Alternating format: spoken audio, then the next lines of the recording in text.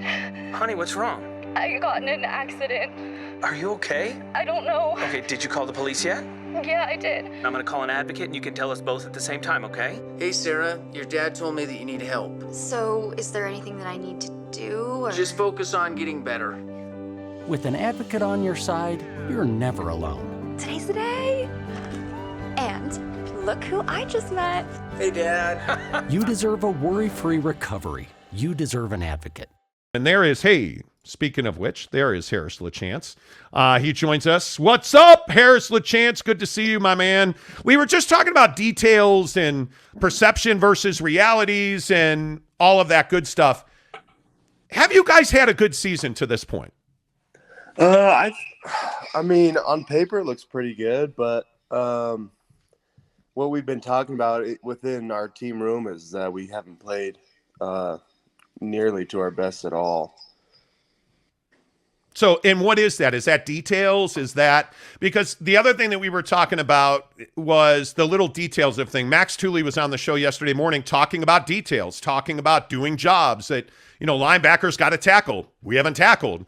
So when you, as an offensive lineman, I think you and I have talked about this on the show in the past, like this thing about doing your job and each guy doing your job. Has that not reaching your potential? Is that about details? Is that as simple as doing your job?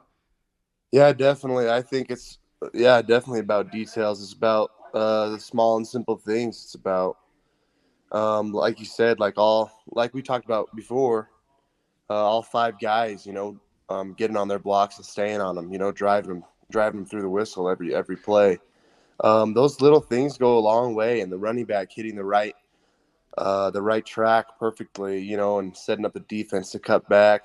There's a lot of things that go into it, and it's like when we find that good rhythm, you know, nobody can stop us, but it's all about finding that rhythm, and it takes a while. It's harder than you think, you know, when you're working at it, trying at it, so.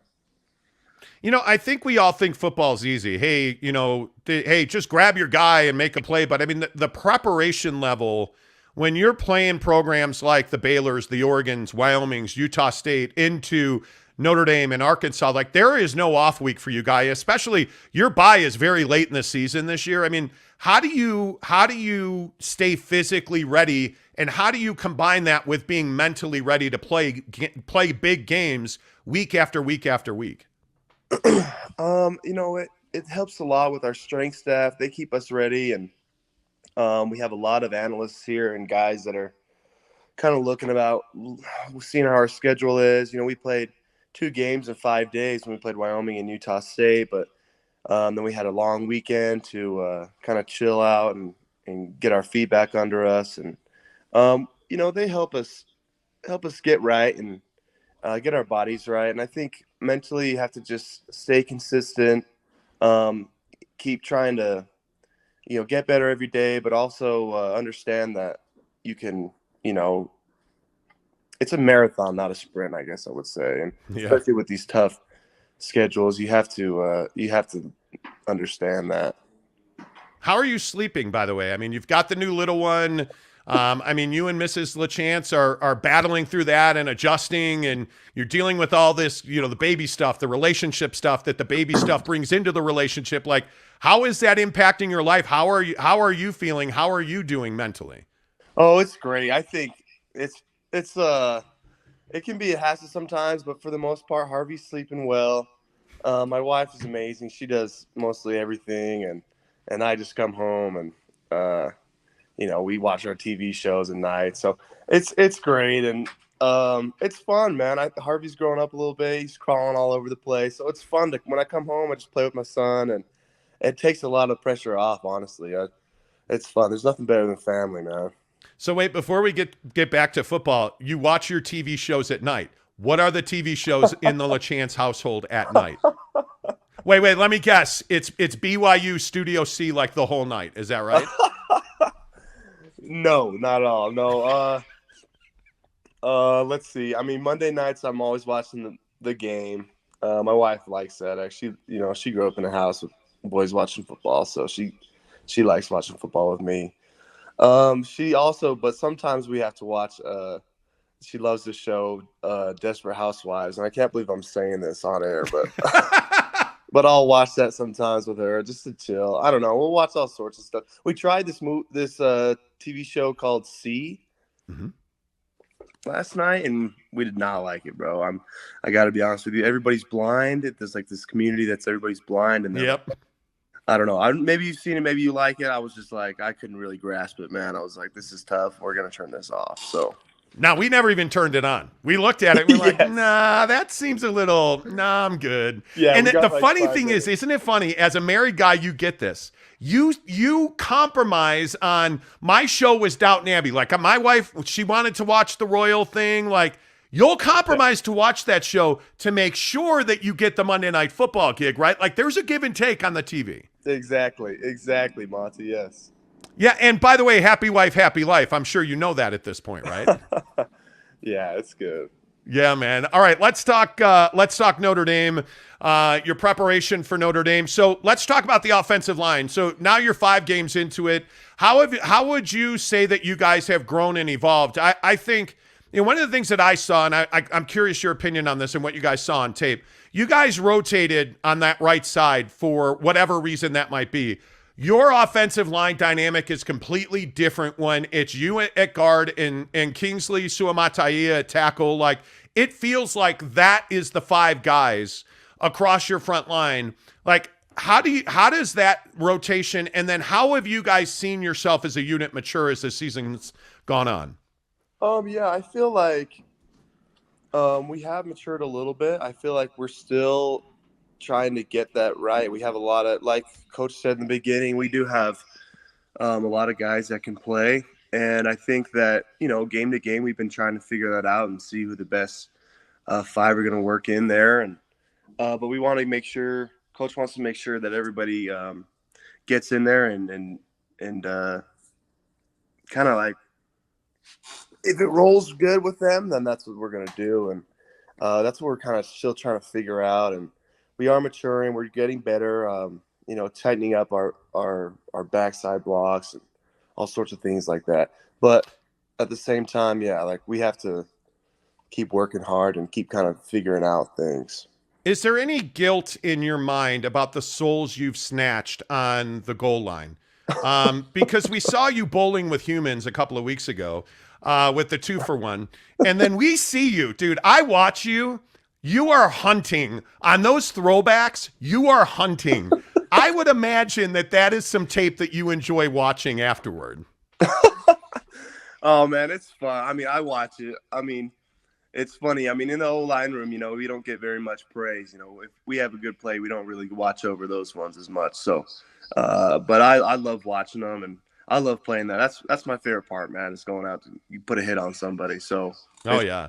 Hat to hat, there's nothing better than that. What does the Notre Dame defensive line look like to you guys? What are you looking for them to try and do to you guys defensively? Yeah, probably. I'm thinking we'll see a lot of twists up front, especially in the run game. That's hurt us a little bit, so we've been practicing against that. These guys are really good, really great team. Really great defense, great athletes. Which we've gone against before, and we know how to, play against guys like that. But at the same time, it's going to be a good battle, man. And we've got to bring our A game and be ready. So. Yeah, and I think, it's interesting you talk about, seeing twists and stunts on the run game. I think one of the interesting things, though, is for you guys in the room, how much of an adjustment is there back-to-back? Because you guys are not seeing – this is not like it was last year with a consistent one guy back there, so you kind of get a feel, I feel like. Is it more challenging when you are rotating through different backs in your backfield?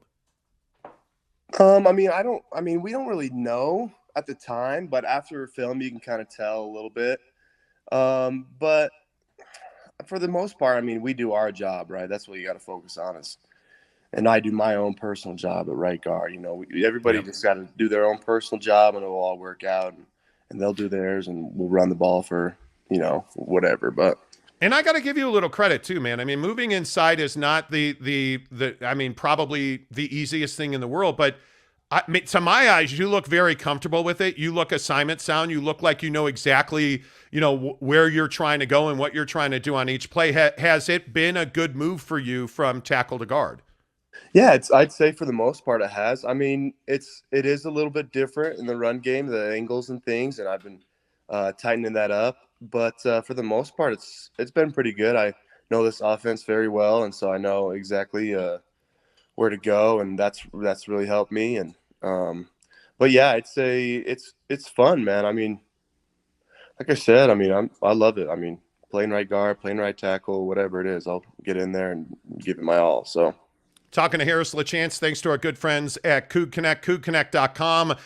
Real quick, before I let you go, I do want to talk about this neutral site thing because you guys, obviously, this game's in Vegas. Vegas is Provo South. I think we all know that BYU, no matter where you guys are, you travel well. But in Las Vegas in particular, it seems like, BYU really travels the fan base well, even though this is a Notre Dame home game. Are there different challenges? Do you guys like playing in Vegas? I mean, that's somewhere where you guys are comfortable. Like, what does Las Vegas represent to you guys as a football team?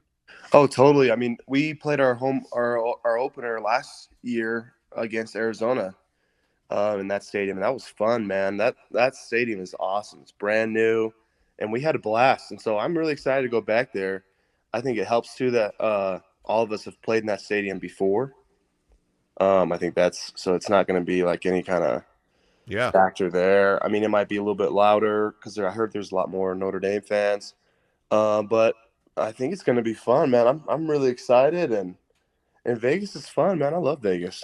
Yeah, what's not to love? By the way, wait, I lied. Not last question. The uniforms turned out pretty darn well for this game. That helmet, we debated this, Harris. Like, by the way, it's black. So, big, sexy offensive linemen always like the black because, well, it trims you up a little bit. But that helmet, man, that helmet is fire. I love that thing. How much do you like that uniform? Dude, I think it's awesome, man. I think we're going to look bad. So it's going to be cool.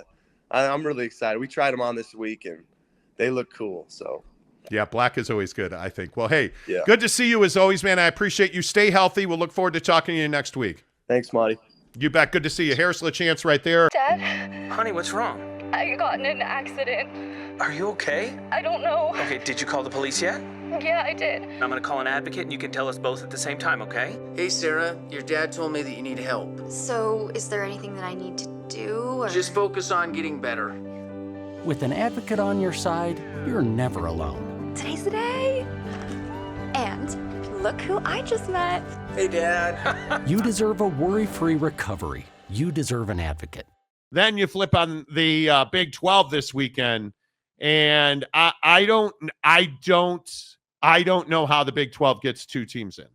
And I know that it's been a fait accompli for the ACC, that the ACC really has no path but to get one team into the college football playoff.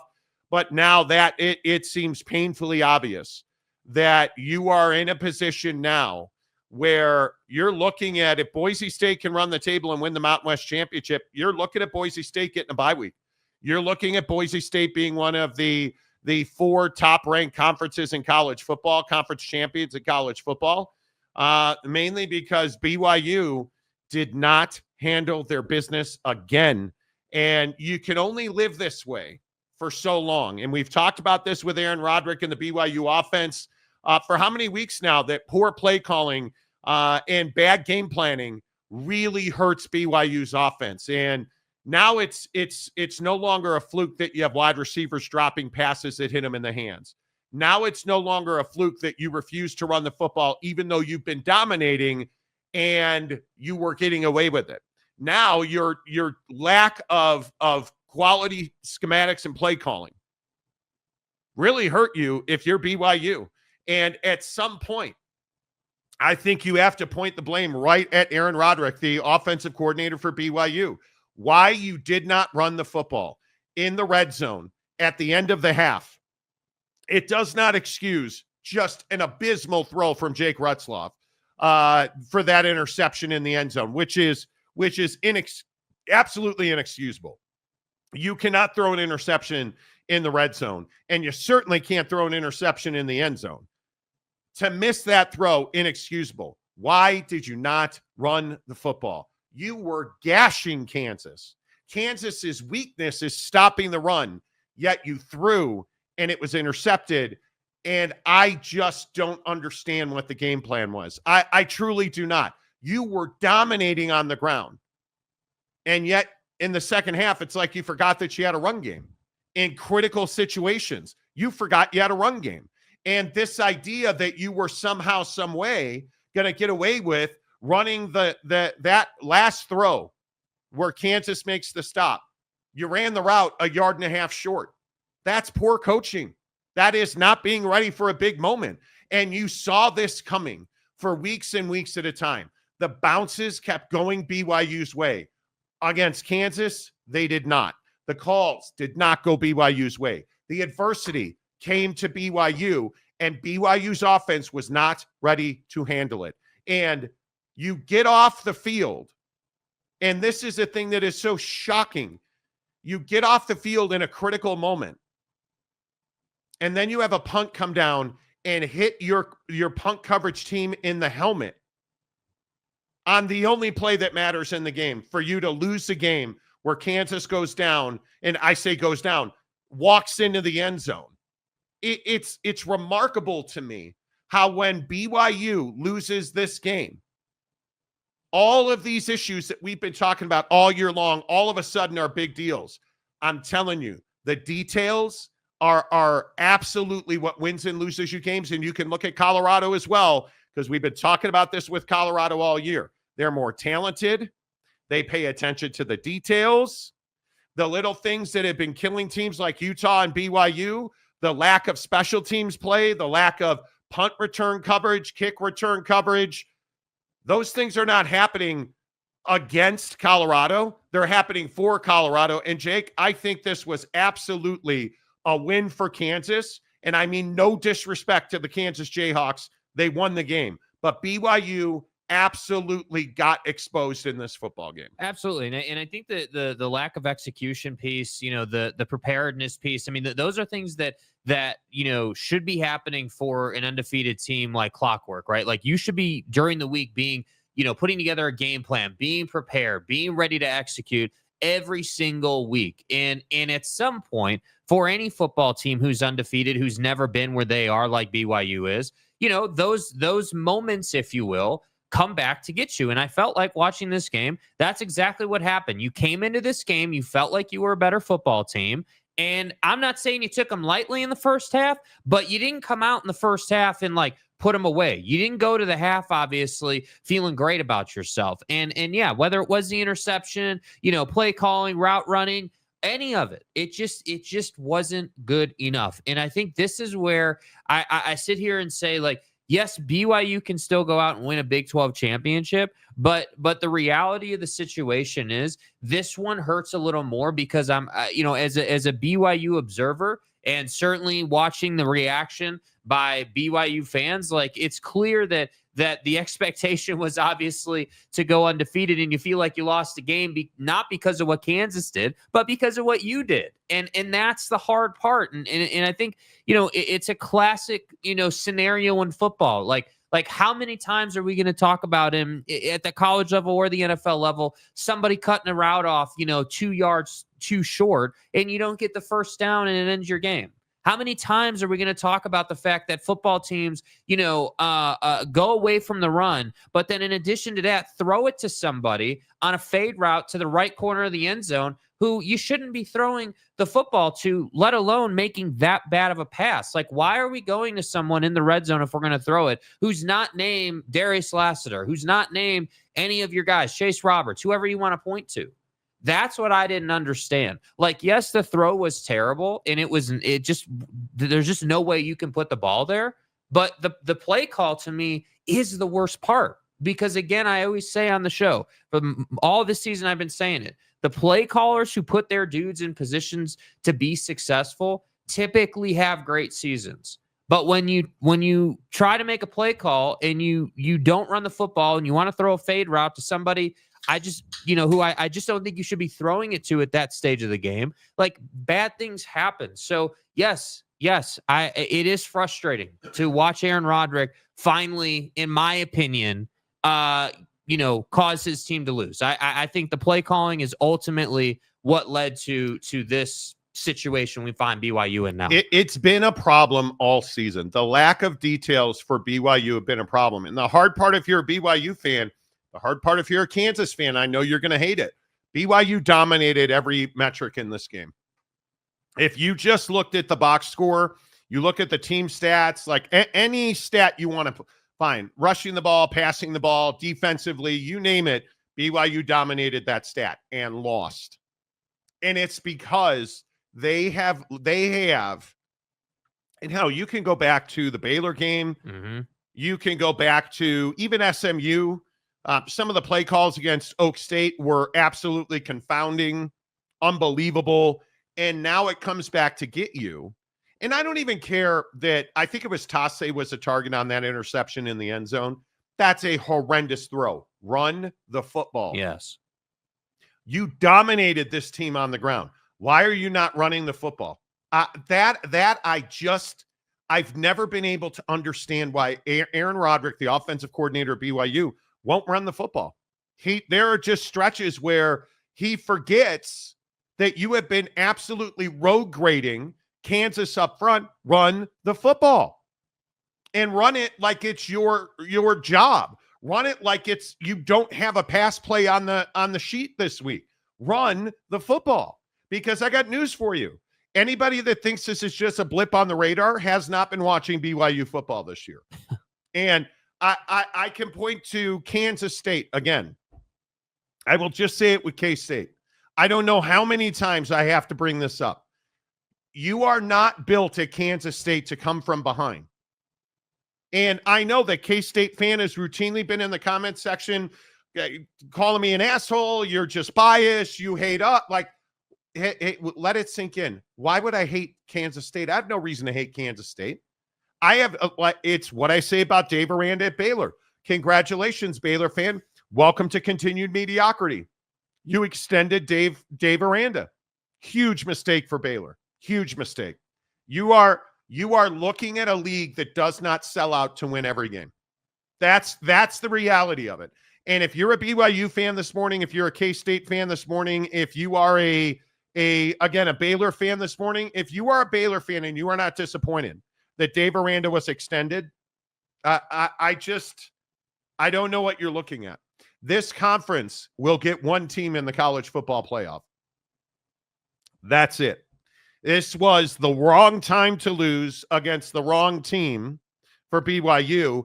And now you watch, and I know BYU fan tried to crawl up orifices last week when I said that Colorado was the best team in this league. Is there any question that was a true statement? No, I don't think there's any question about it. I think, you look at Colorado's performance and yeah, little bit surprised with some of the turnovers, some of the struggles by Colorado against that Utah team. It was definitely in question for a little longer than I expected it to be, but then you pulled away and you put them away. And I think that's the part with Colorado that I think most college football fans don't want to talk about. Deion has talent.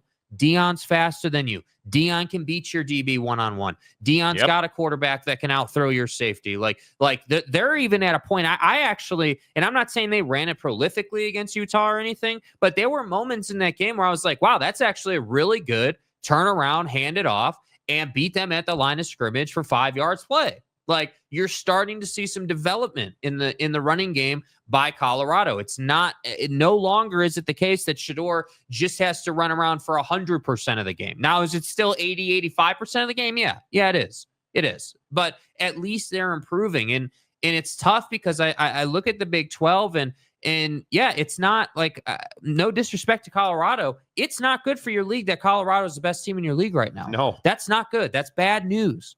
And that's why your point about Dave Aranda and any of these other coaches, Neil Brown, Joey, Sonny Dykes, whoever you want to point to, these coaches and these programs have to improve and get better fast, man. Yeah, and I look at how I would project the teams. I think that you look at the ACC. I don't know what you say to ACC fans this morning because you're not getting two in. That's I think one of the biggest issues with the ACC is I don't think people believe in SMU.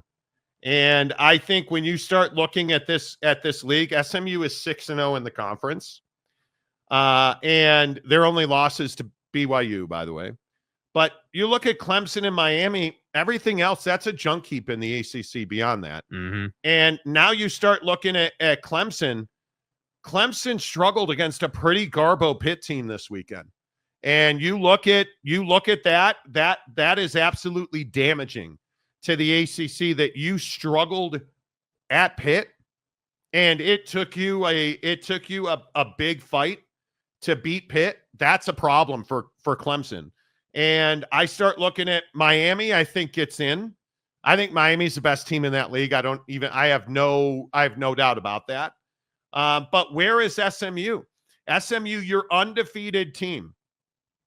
I think they are probably 14, 15, 16 tomorrow night when the college football playoff projection comes out.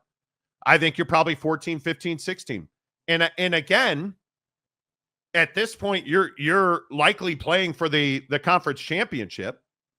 If SMU loses the ACC championship game to Miami, let's say, what is that? How do you put SMU in? Because are you putting SMU in over Boise? Absolutely not. I think Boise is whether they win the Mountain West championship or not. I think they're probably in at this point. Mm-hmm. 9-1, their losses to Oregon, and obviously they struggled this weekend for a moment as well, but pulled away, pounded San Jose State. I think they're in. Tennessee loses. Tennessee loses, right? And they're still, if you look at the AP poll, not that the AP poll has a lot of credence or credibility, in my opinion, but I think we all know that based on what we've seen, the AP poll is pretty accurate when it comes to the college football playoff. They're pretty close. Yeah. Anybody notice Tennessee's a top 10 team? A 2-loss Tennessee team's a top 10 team. Where's BYU? Oh, that's right. They're 14th because they lost a game. BYU loses one time and they drop 7 spots. 7 spots. Tennessee loses and they drop 4 spots. This is the message I'm trying to send to you guys. The ACC and the Big 12 get zero respect. And again, I just point to you here, Oregon, Ohio State, Texas, Penn State, Indiana, Notre Dame. Indiana with one of the worst strength of schedules. Right. In the entire, I think they're 103rd in strength of schedule or something like that. Strength of schedule. Indiana is 10-0, and they're 5th in the country.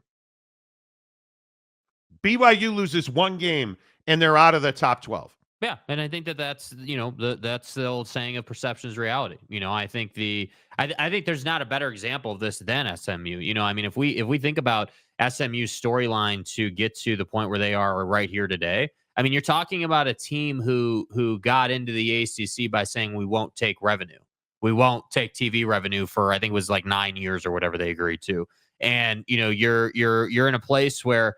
That initially looked really bad for the ACC. If you remember, we had all those conversations.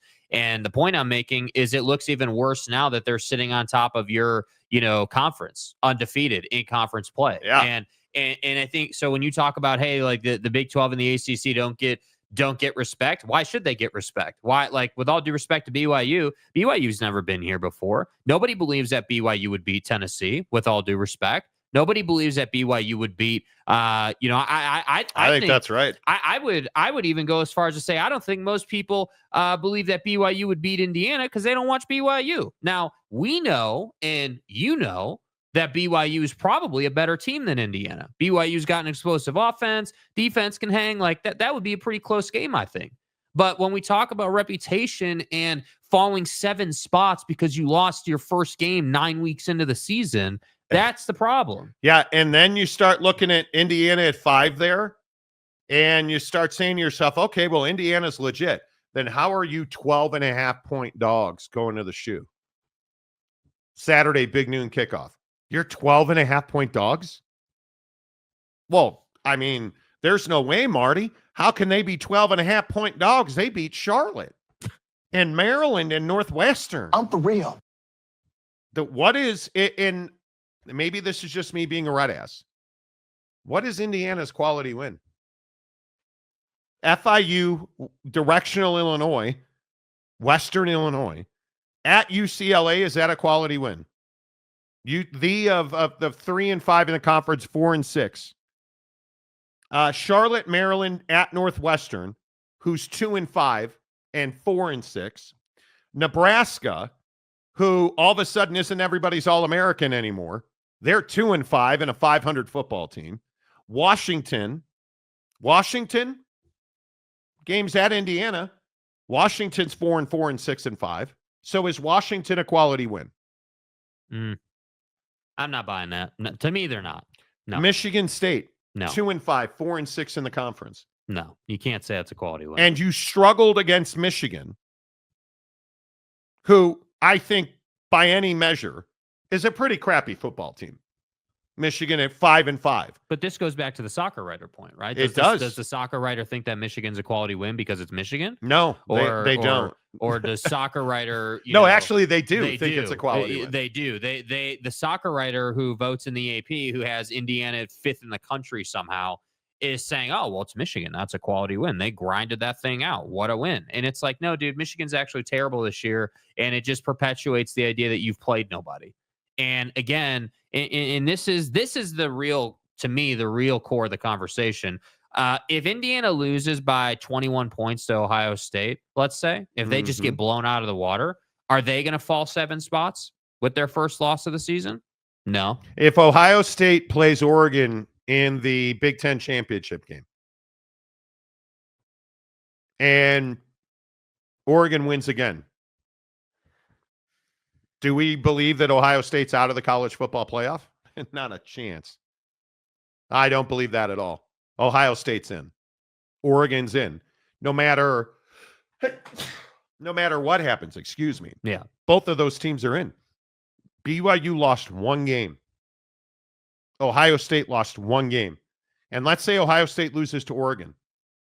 Neutral field. Let's say that BYU runs the table these last 2 weeks, which I think is a really big ask going to Arizona State. But let's say they go to the Big 12 championship game against Colorado and lose. They're a 2-loss team. Is BYU getting in? Not a chance in the world. Nope. No chance. Not a single chance. If Arizona State beats BYU and loses in the conference championship game, is Arizona State getting in? No. Not a chance. And again, let's play the game. Who's going to, right now, if you look at the ACC and you say to yourself, okay, Clemson and SMU. SMU goes undefeated, let's say. SMU would be beating at Virginia and versus Cal, which I think they're probably going to win those 2 games. Right, yeah. Let's say they finish 8-0 in the conference. They lose to Clemson. Is SMU getting in? No. Clemson wins the ACC championship game. They're getting in. But SMU is not. Yeah, because then SMU would be a 2-loss team. And let's say that Miami, who is 5-1, runs the table and beats Wake and Syracuse. And Clemson somehow loses to the Citadel or South Carolina. I think actually South Carolina is probably going to beat Clemson, but that's just today, in my opinion. Let's say Clemson loses one of those games, and it's SMU and Miami in the championship game. Who here believes that the ACC gets 2 in? But I don't think anyone does. I just don't think they have a path, and this is the problem. This is where again, how would you when Big 12 fan or ACC fan gets all upset in the comments section, like, how can you justify getting 2 in when you really don't play anybody, number one? And BYU's strength of schedule is actually really good, but the problem is that nobody respects Baylor. That's why it's such a problem to extend him. Nobody is respecting Texas Tech or K-State, really. And I know K-State, I still think is 25th in the country right now. But it's not like K-State is viewed as some juggernaut, right? Like, and that's the problem for BYU. BYU's not viewed as some juggernaut. BYU was viewed as a nice Cinderella story. You're undefeated, and that's cool and everything. But when does the slipper fall off, if you will? When does the story come to an end? You And now guys it has. understand that BYU's strength of record is 8th in the country. Yeah, like they played people. And they're out of the college football playoff today. Their strength of schedule, their strength of record, rather, which is not strength of schedule, strength of record. And I want to read to you the reason I bring this up. Strength of record reflects the chance that an average top 25 team would have a team's record or better given the schedule. So they're 8th in the country in strength of record, and I think they're 14th. Good luck. You're not how do you There's get in? only one path. You got to win the conference championship. That's it. And then you start looking at the ACC. Who's 9th in strength of record? Well, that'd be Miami. But what's the difference between BYU and Miami? Miami's got a reputation. Yep, and people want them in. And where's SMU? 14th in strength of record. Yeah. And they're in the top 12. No, they're not. They're not. And they won't be. Tomorrow night, they won't be. This is the problem. And so I want to play this Kirby Smart bite because I think this is a really good point. Kirby Smart talked about do we have the Kirby Smart bite? Yeah, it's a screenshot of It's the a quote. I sent you the bite. Anyway, I'm going to show you this. Kirby Smart says, I don't know because what the college football playoff committee is looking at. I don't know because I don't know what they look for. I really don't know what they look for anymore. So I would welcome anyone in that committee to come down to this league and play in this environment. It's a tough place to play. When you have that's Kirby Smart, the head coach at Georgia, saying, I have no idea what they're looking at. I have no idea what they're looking at. Mm-hmm. What do you think BYU thinks today? What do you think an undefeated SMU team thinks today? And this is why I go back to credibility and the fact that I truly believe that we're probably going to get 8 SEC and Big Ten teams in. I think that's the case. I don't know how else, because you're going to get the 9th team is going to be the ACC champ. The 10th team will be the Big 12 champ. Right. And I think you're getting as at least 8 of those 2 conference teams in. And you could get 9, because again, I just look at the CFP rankings. And obviously this was before this week. This is last week's CFP rankings. Go ahead and take BYU out of there. Tennessee's going to be in the top 12.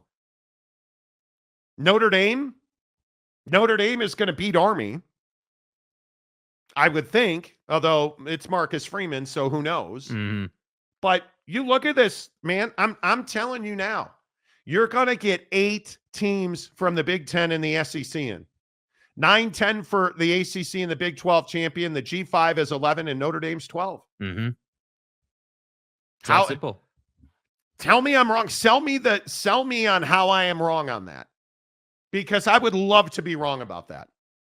But I think looking at this and knowing that BYU is now probably going to be 13, 14, 15, and it sucks. Yeah. It's a terrible loss for the Big 12 because your only road to getting 2 teams in. It's over. It's over. It's done. So I don't even. And I think the hard part is that it just is this situation where you have to have an undefeated team in your conference. You have to have a team that runs the whole slate and goes on to win the conference championship. I agree. And then you have, and really what we should be saying is you need 2 undefeated, so that way your conference champion's undefeated, and then you have a 1-loss team. That's how the Big 12 and the ACC get 2 teams in, because it goes without saying, and this is the harsh reality, it goes without saying you're never getting 4 in. You're never going to be in the spot that the Big Ten and the SEC are in. And that's just the reality of the situation. But ultimately, again, it goes back to this point of you look in the ACC, all those bottom feeders in the ACC, it's not good enough just to be a basketball school anymore. It's not good enough just to be oh yeah, hey, we're in the tournament every year. And yeah, Duke football is just kind of Like, we play football, but it's not of consequence, like UNC, right? Like these basketball schools, Virginia, like you're not football schools. You're not good in football, and it's killing your conference. And do you guys understand the strength of schedule? 7 of the top 8 teams are SEC teams. You know who that other team is that's not 8 of 8? It's Purdue, the Purdue Boilermakers. Yeah. And that's why they're going to get in. And it sucks. It sucks because if you look at the ACC, Florida State, whose strength of record, what would other teams on par with you do? Mm-hmm. Is 108th. 108th. And their strength of schedule is 9th, which tells me you're not a good football team. Because other teams ranked at the top would do much better than you against that same schedule. It's rough, dude. And you start looking at how do you fix this? Well, you fire Dave Aranda at Baylor. You hold Joey McGuire accountable. You make a change at Oklahoma State. If you're the Big 12, that's the only way this happens. And I truly don't know that it will. Clearly it won't at Baylor. No. But I think, and the thing that really scares me as somebody that covers the Big 12 regularly, I think this is a doomsday scenario. Because it's just rewriting the narrative. Oh, this isn't a deep league. This isn't a good football. This is a basketball league. Yeah, anybody want to tell me how dumb I am for saying that basketball is critically important anymore? Because you're getting one team in the college football playoff. Everybody else is going to the Jimmy's Fat Ass Chili Bowl. Right. And my point is, you better win basketball games.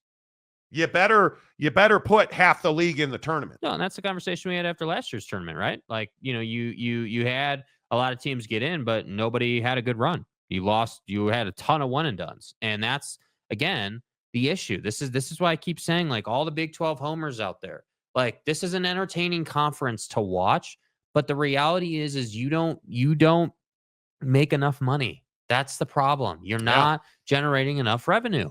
And now Miami and BYU are in the same spot. And should it surprise anybody that they're 53rd and 54th in strength of schedule? And their remaining strength of schedule is much better than, I think BYU's remaining strength of schedule is 33rd. So they don't have an easy path to go. Like, the numbers don't add up. I don't know how I don't know how you win this. And I don't know, like, one of the other things that is very interesting to me is your win probability in games BYU is 19th in win probability during games. 19th. That's not a good number. Yeah, so that's what I'm saying. Like, there's not a way to win it. Like, there's not. There's not. You're not winning anything. Like, you're not controlling games. You're not. Like, you're. And the problem is that what you're not going to get over if you're in the Big 12 and in the ACC is the fact that the SEC and the Big 10 have been doing this for like 10 years now.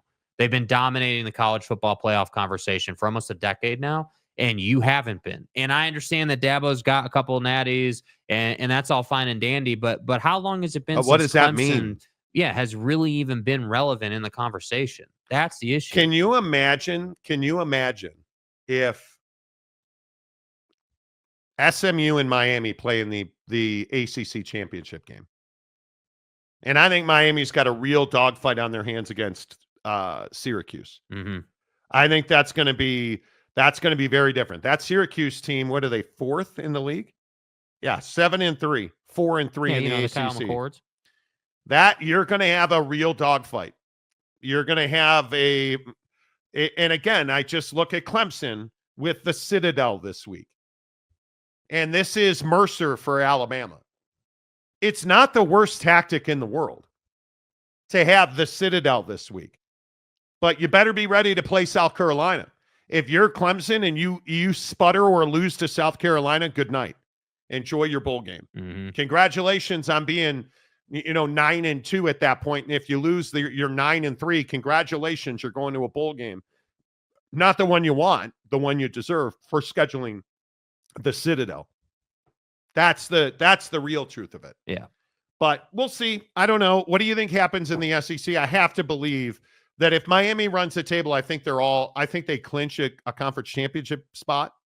But I obviously think it's going to be SMU and Miami. Yeah, I mean, I think those are the two teams in the ACC.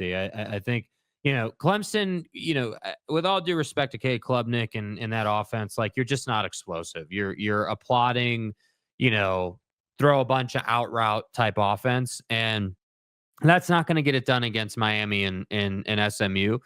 And, to me, I again, people want Miami in the college football playoff. Like, you need to understand that people want the Heisman conversation to continue to progress as we go through the college football playoff schedule. Yep. They want it to be a thing where it's like, hey, well, if Cam Ward can lead his team to victory, probably secures the Heisman at some point, or whoever, Ginty or whoever you want to look at, right? Like, that's what people want. And so what happens in the ACC? Yeah, I think it's Miami and it's SMU, and I think Miami's going to win that league and go on into the CFP as a conference champion. Now, do you get, depending on where you're ranked as a conference champion, are you able to get ranked high enough to have a bye? Probably not.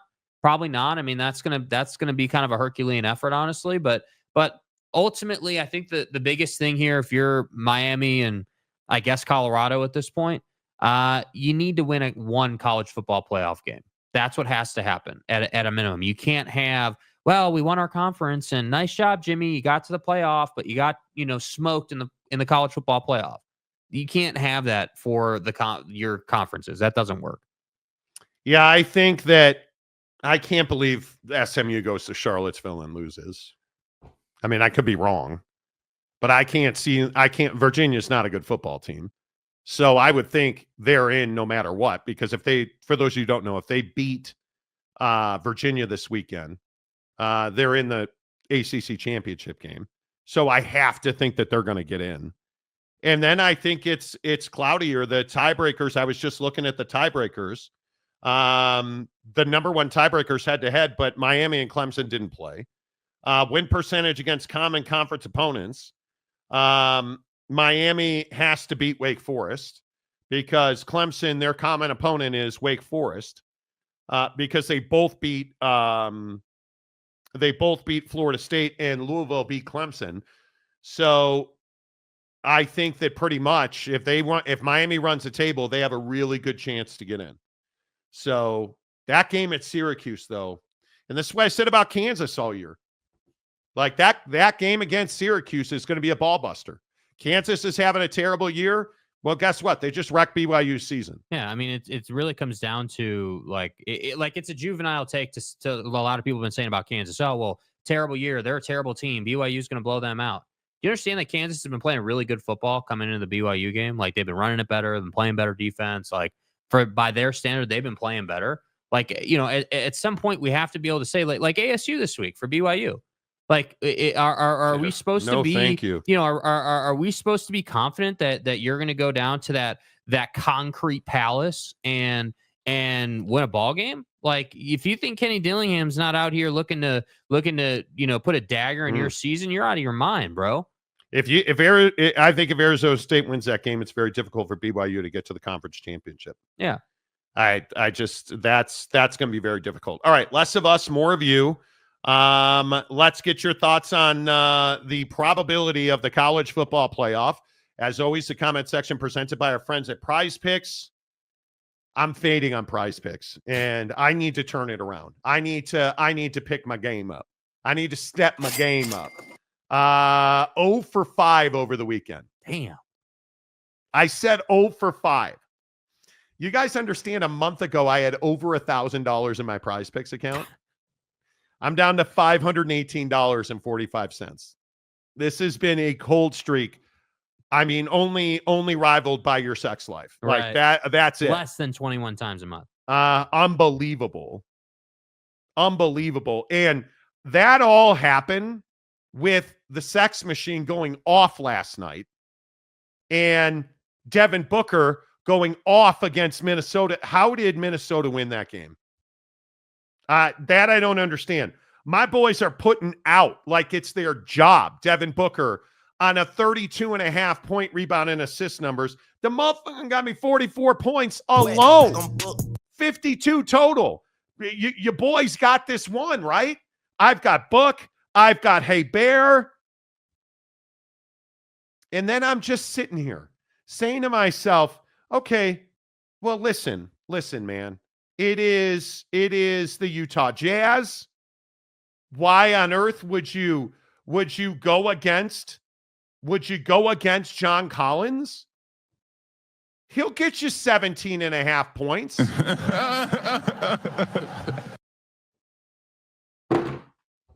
Another nice win by the Jazz last night, guys. Did their job, huh? John Collins got me 13. $5 win. Thanks, John. Thank you. I did. That is as close as I got to a win this weekend. And I just would like to say, I know that I am perfect in everybody's mindset. And being this attractive, I understand your wife thinks I'm hot. But are you ready to give it up for my guy, Justin Herbert? At some level, at some point. When are we going to start putting Justin Herbert in the MVP candidate? When he plays for a different head coach. 297 last night, 2 touchdowns, and 65 yards rushing. Oh, Patrick Mahomes is a god. Oh, man. No, those are Justin Herbert's numbers. Crown him. Justin Herbert belongs in the MVP conversation. And I understand it is LA. We should be playing in San Diego. They're 7-3 now. Do you guys understand the LA Chargers are 7-3? Tried to give that one away last night. Well, I should say Jesse Minter's defense tried to give that one away last. You might want to cover some bros. You know. And listen, I would not have blonde tips like Joe Burrow does. I mean, they'd look good on me, but I would not personally lower myself to that level of disgust as the Bears highlights play in the background. I would not lower my level of disgust to that, blonde tipping. Right. But Justin Herbert won that game for the Chargers. They're 7-3, and he belongs. He belongs in the conversation. And Texans and Cowboys tonight, how much are we putting on the Texans defense? Lots. A lot.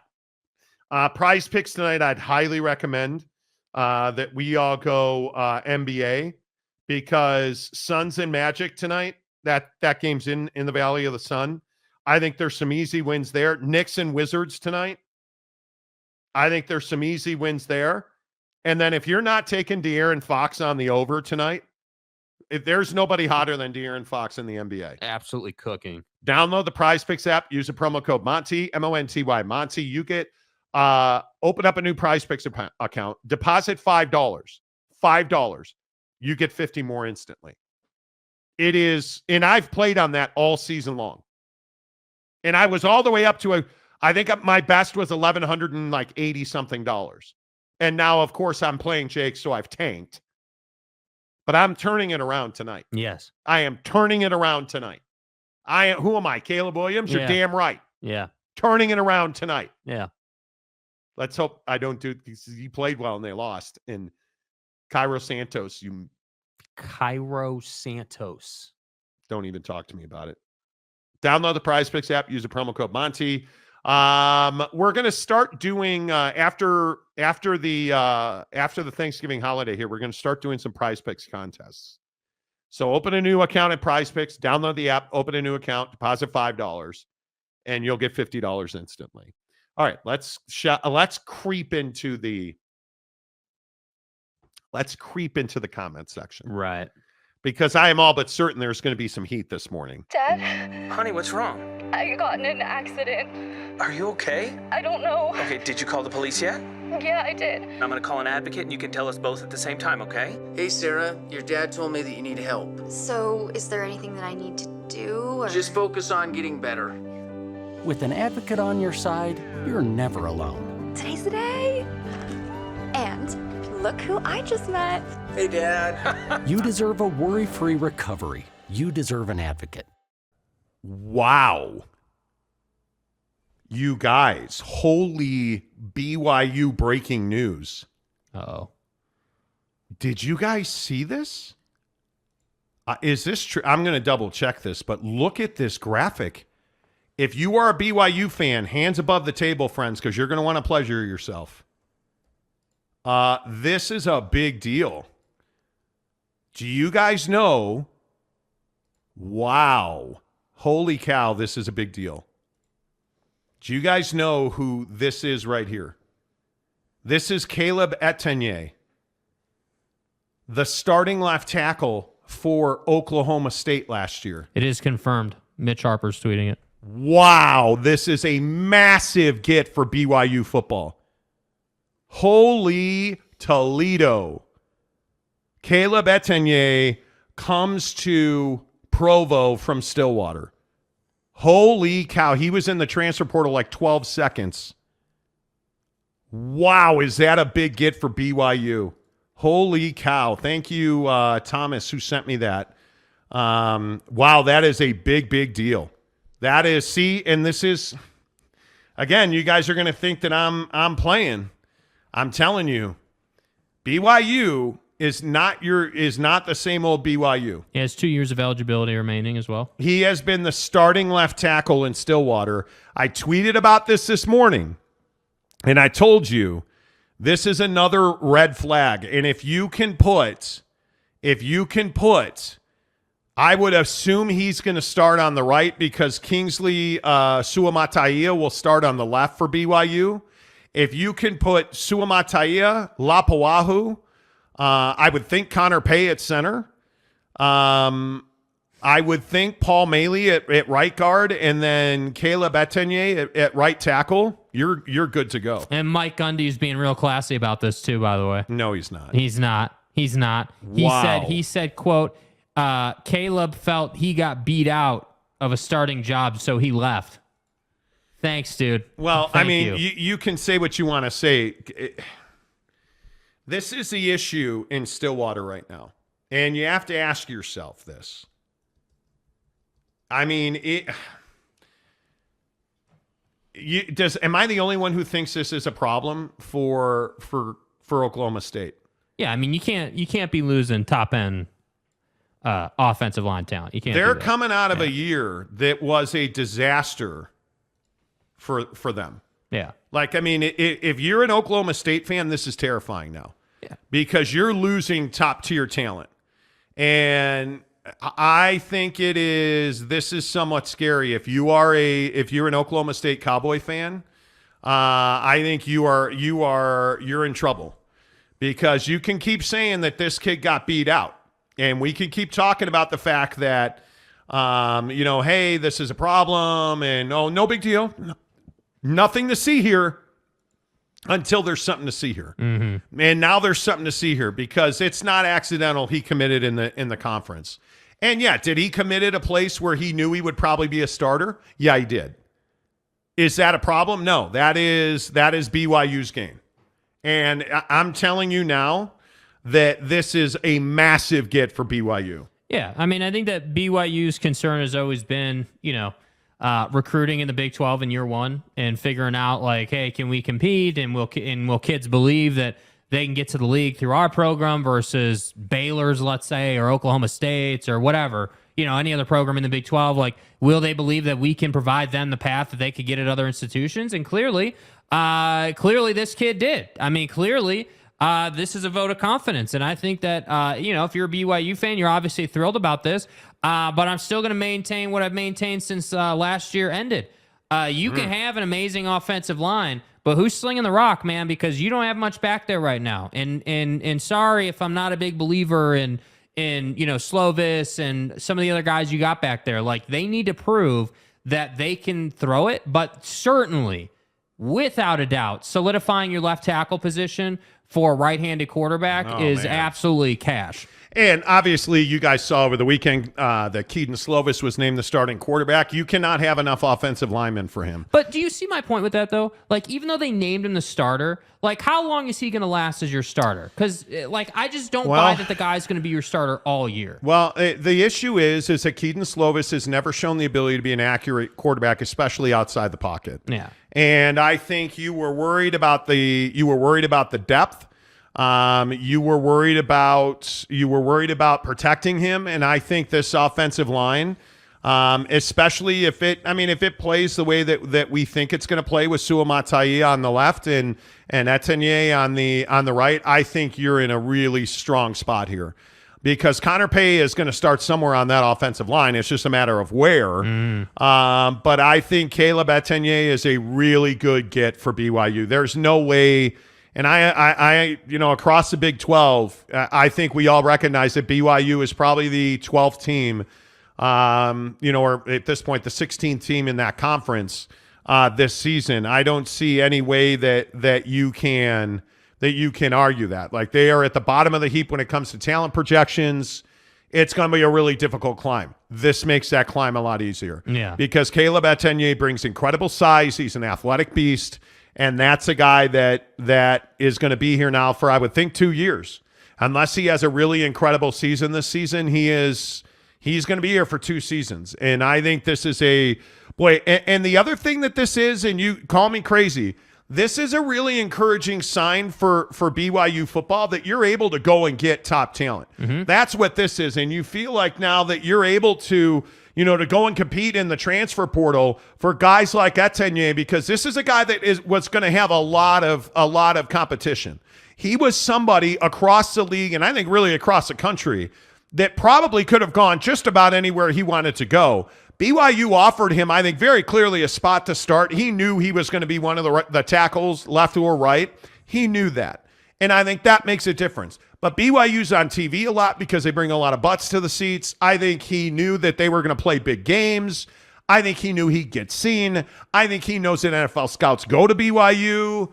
I think Caleb Etienne made a really smart choice here, Jake, and I feel like this is a really big tip of the cap to the offensive side of the football and Kalani Sitake's ability to close a guy like this. Yeah, especially after coming off of the heels of a season where the offense was a big time issue. Coming off of a season where your offense kind of sputtered at times, and obviously the defense had its big time share of problems. But I just think that BYU fans left last season feeling like, hey, there's a lot of instability in the program right now, and obviously, you go and you upgrade your coaching staff, and you've joined a new conference, and there's a lot of momentum, of course, but the proof is in the pudding. And I think anytime that you can get top tier talent, as we keep saying, it's a good day. And I think specifically when that top tier talent's on your offensive line, that would be an encouraging sign for, actually being able to run the football at some point this year, being able to get some play action going, because that's what you're going to need to do. It's not going to be good enough just to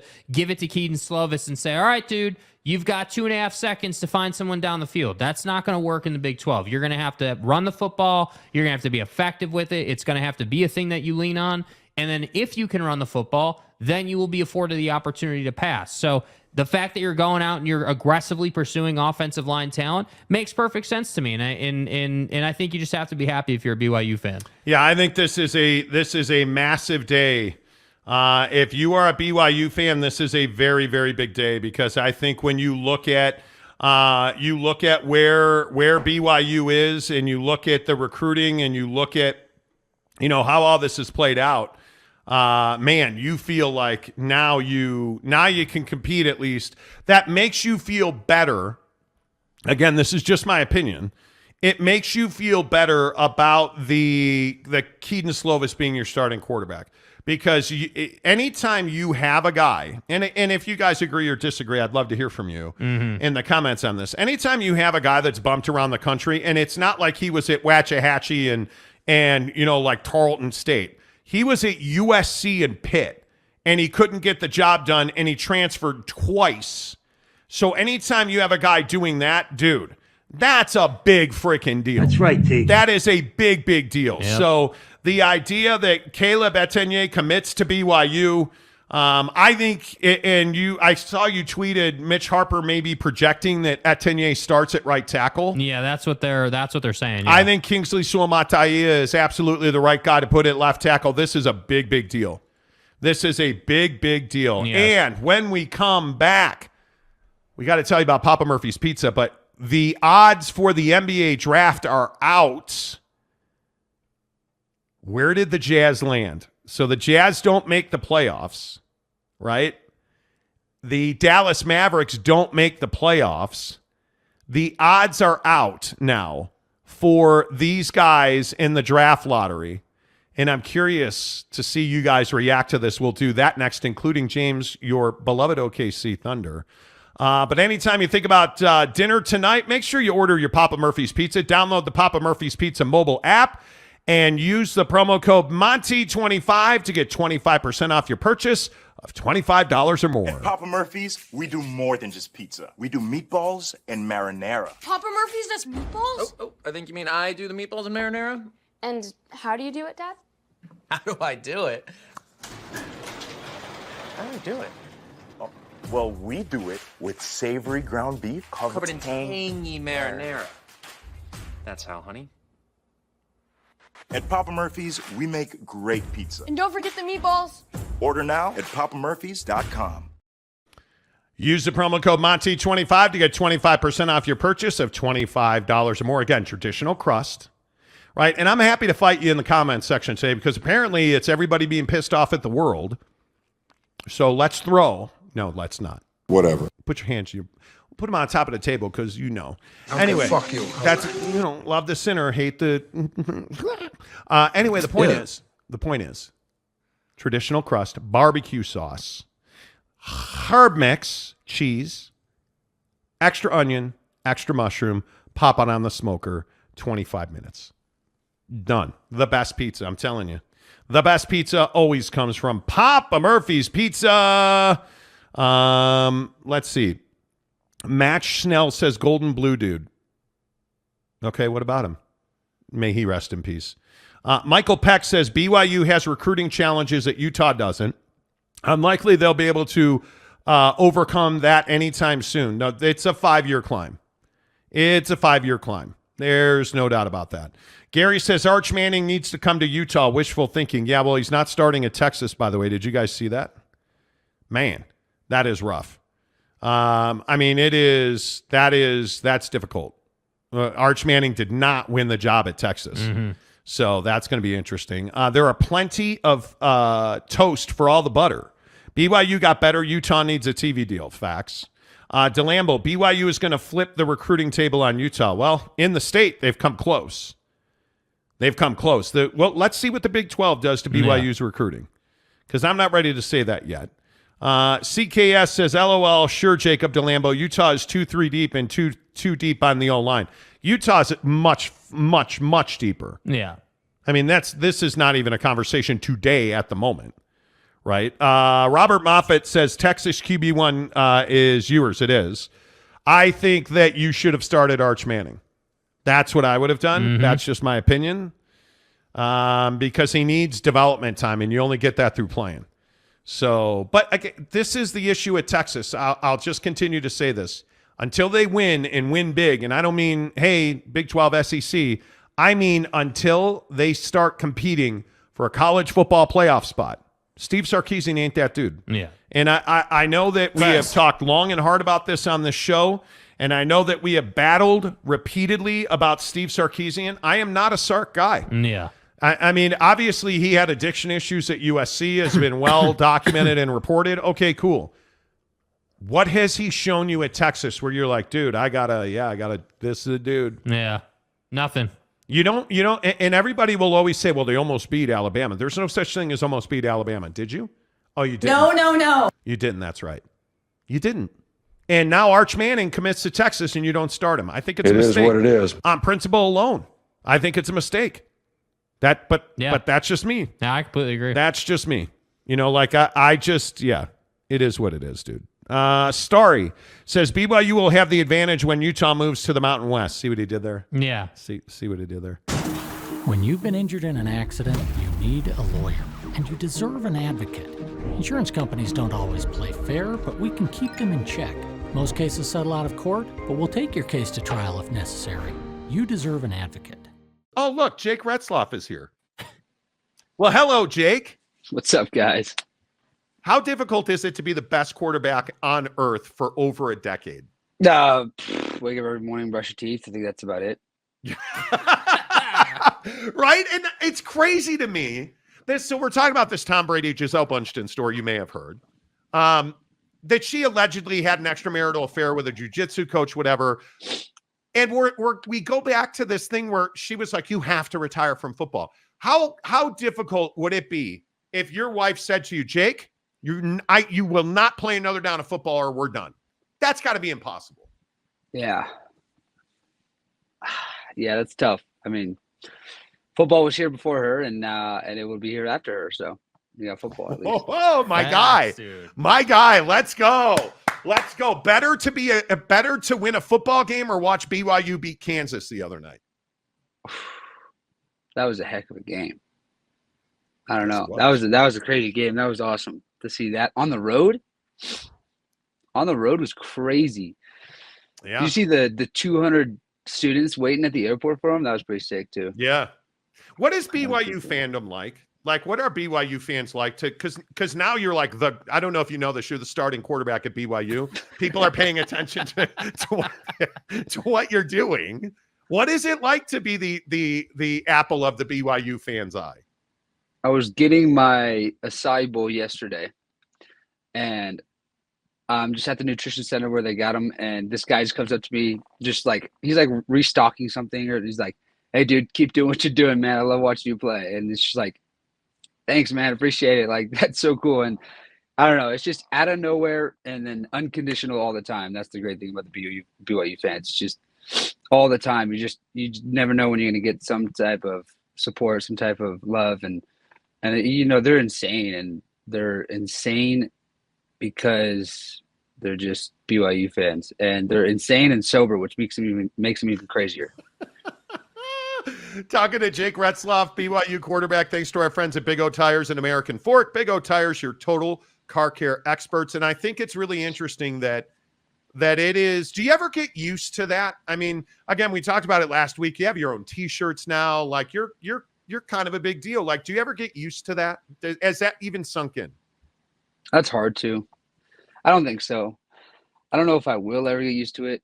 I'm just used to going out and playing football and then enjoying like going to a basketball game and stuff. And then you get like random people, walking. If they walk up the aisle and see you, they'll be like, "What's up, Jake?" Like they know you. It's pretty funny, and it's pretty cool. And I'm just like shouting back, "Yeah, go Cougs!" You know what I mean? And so I don't know that I will get used to it. I'm not right now, and maybe I will. I don't know what that feeling is going to be like getting used to it. It's kind of surreal, kind of nuts to be just like, that like important to other people, just like passing you by in the hallways of a basketball game or at any sort of event or something like that. So I don't know.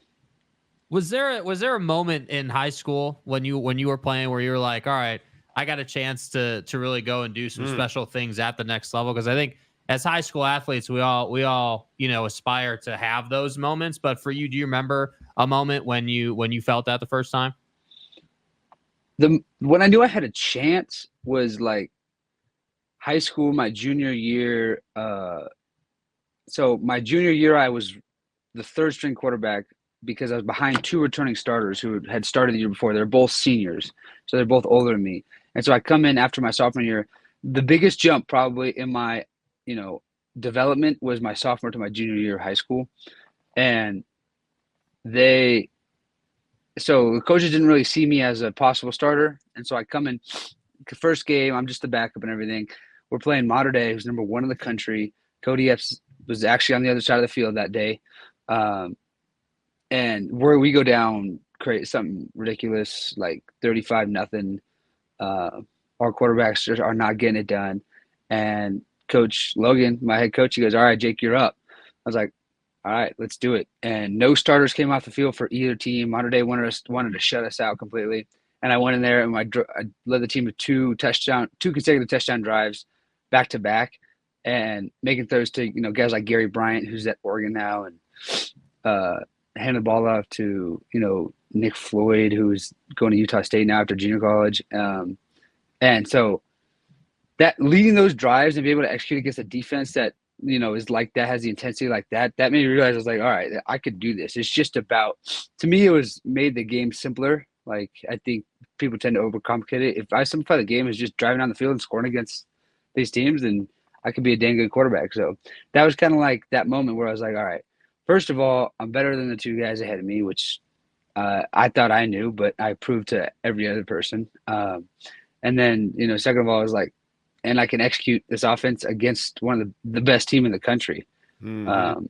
I don't know. I'm pretty sure that team went on to win a natty that year. It was them or Bosco, like every year. But Yeah, modern day is massive. I don't think people understand modern day. Like every sport, they're just gigantic. And I see, like that's the moment. That's why you play the game. You'll never forget those 2 drives. You'll never forget that moment. And I mean, I think it's going to be really interesting because not even shining you because you're on the show. I think this is that year for you. I think this is that transformative, take a big jump forward year where I think you become the centerpiece of every defensive scheme that you guys are going to see. And I wonder, you're going into spring ball now.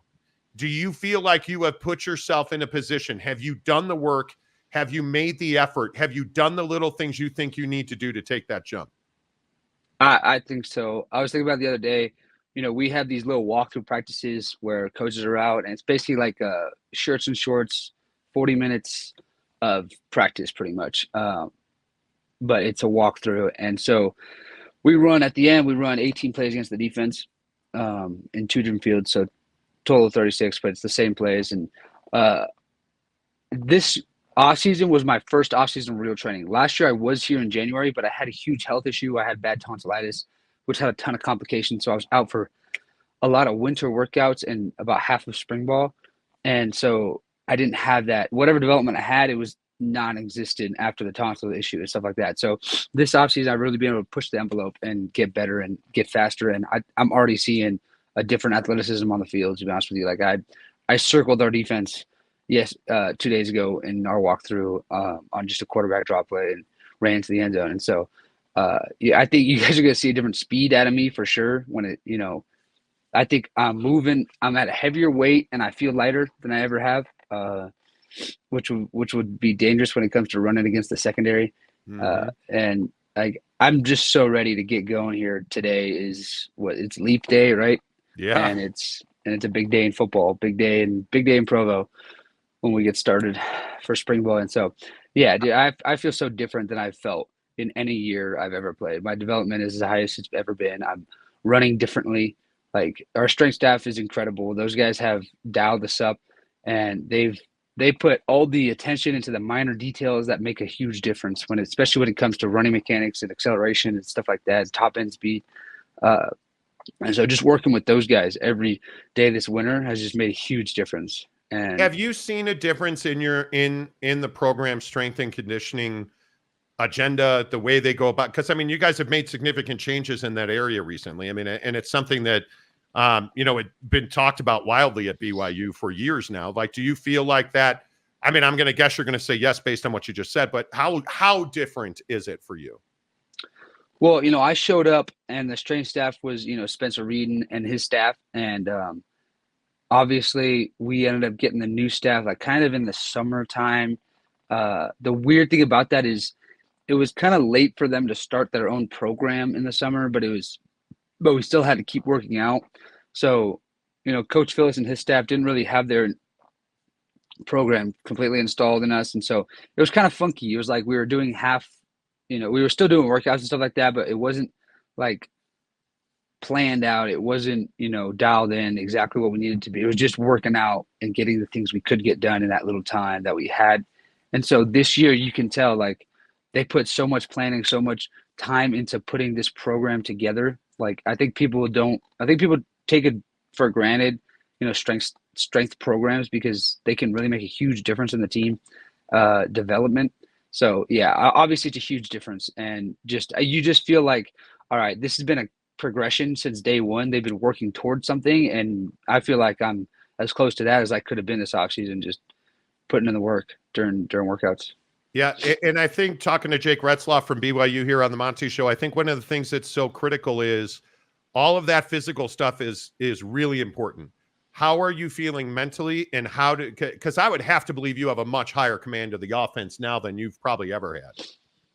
Yeah, no, especially like if I think about this time last year, I'm walking in like just trying to get every call right, let alone every scheme. Like down, and now I've just made a huge jump in that personally, just understanding, like, when I get a play call now, I see a picture. I don't just think, okay, what do I have to do on this play?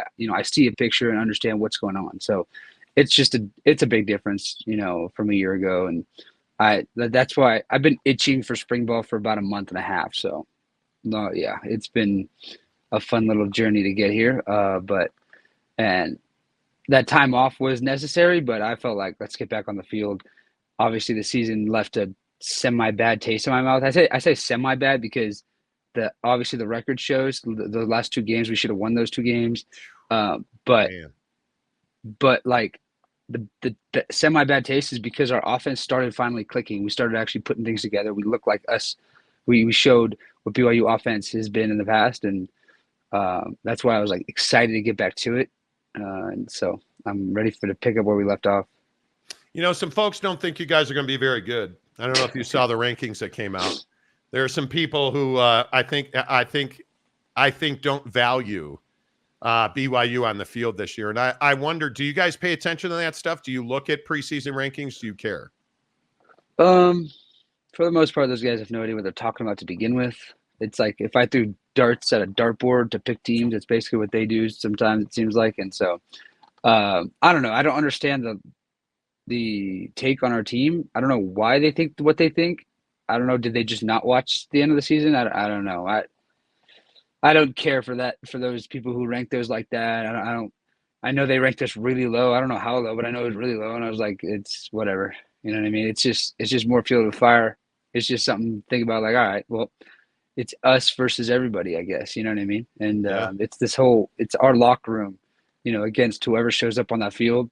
And, the haters are going to hate, but it's just about, talking about Tom Brady, it's just about the man in the arena. And so we don't worry about that extra noise. If anything, it only brings us a little extra fuel. That's it. So, well, I think the interesting part about that is, I think that's the current state of college football. And we talk about this all the time when you're on the show, but I don't love the idea that I feel like football is a PR machine now. I feel like that we're doing this 14-team playoff thing. And I feel like it's got to at some point be about September, October, and November on the field, right? And I think like the Utah game this year that we talked about last week, that's a massive football game now. Like I would imagine you guys have a clear understanding. That's a really important football game for you guys this year. Yeah, that one's circled, of course, because that's the holy war. You can't ignore that one. But that's it. Yeah, there's not much to be said more about that. We understand that game. Exactly. We're just excited for it. Before we let you go, let me ask you about spring ball. Like, what do you need to accomplish? Do you have, on a team level, on an offense level, do you have a clear agenda? What are you guys looking to accomplish here?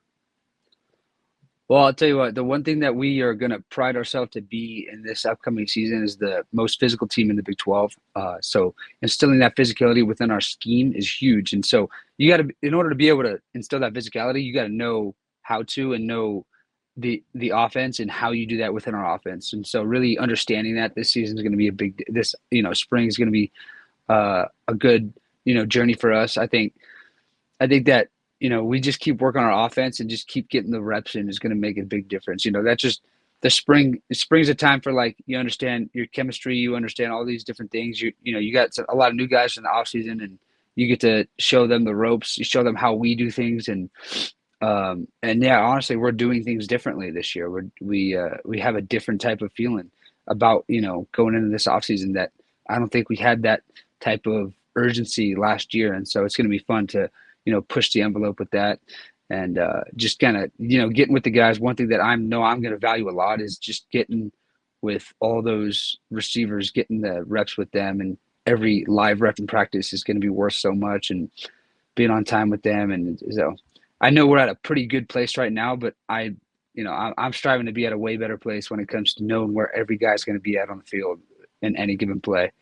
So I think that's a huge part of spring ball, along with, breaking guys in, and then just, new freshmen get to see what we got with the young guys, which is always fun. And we got some young chippy guys who got a little chip on their shoulder. It's pretty fun to see them and talk to them in the hallways and stuff. We got some some young cats who are ready to go, especially like on the defensive side of the ball. So we're excited to see that. Jake, on a more lighthearted note, obviously your interview is brought to you by Ryan at Big O Tires. We advocate for Ryan, the great job that he does, but I know that you've worked with him. I wanted to hear you just kind of talk about your experience with him because, obviously he sponsors the show. We can tell people for days, but I wanted to hear you kind of just talk about your experience with him.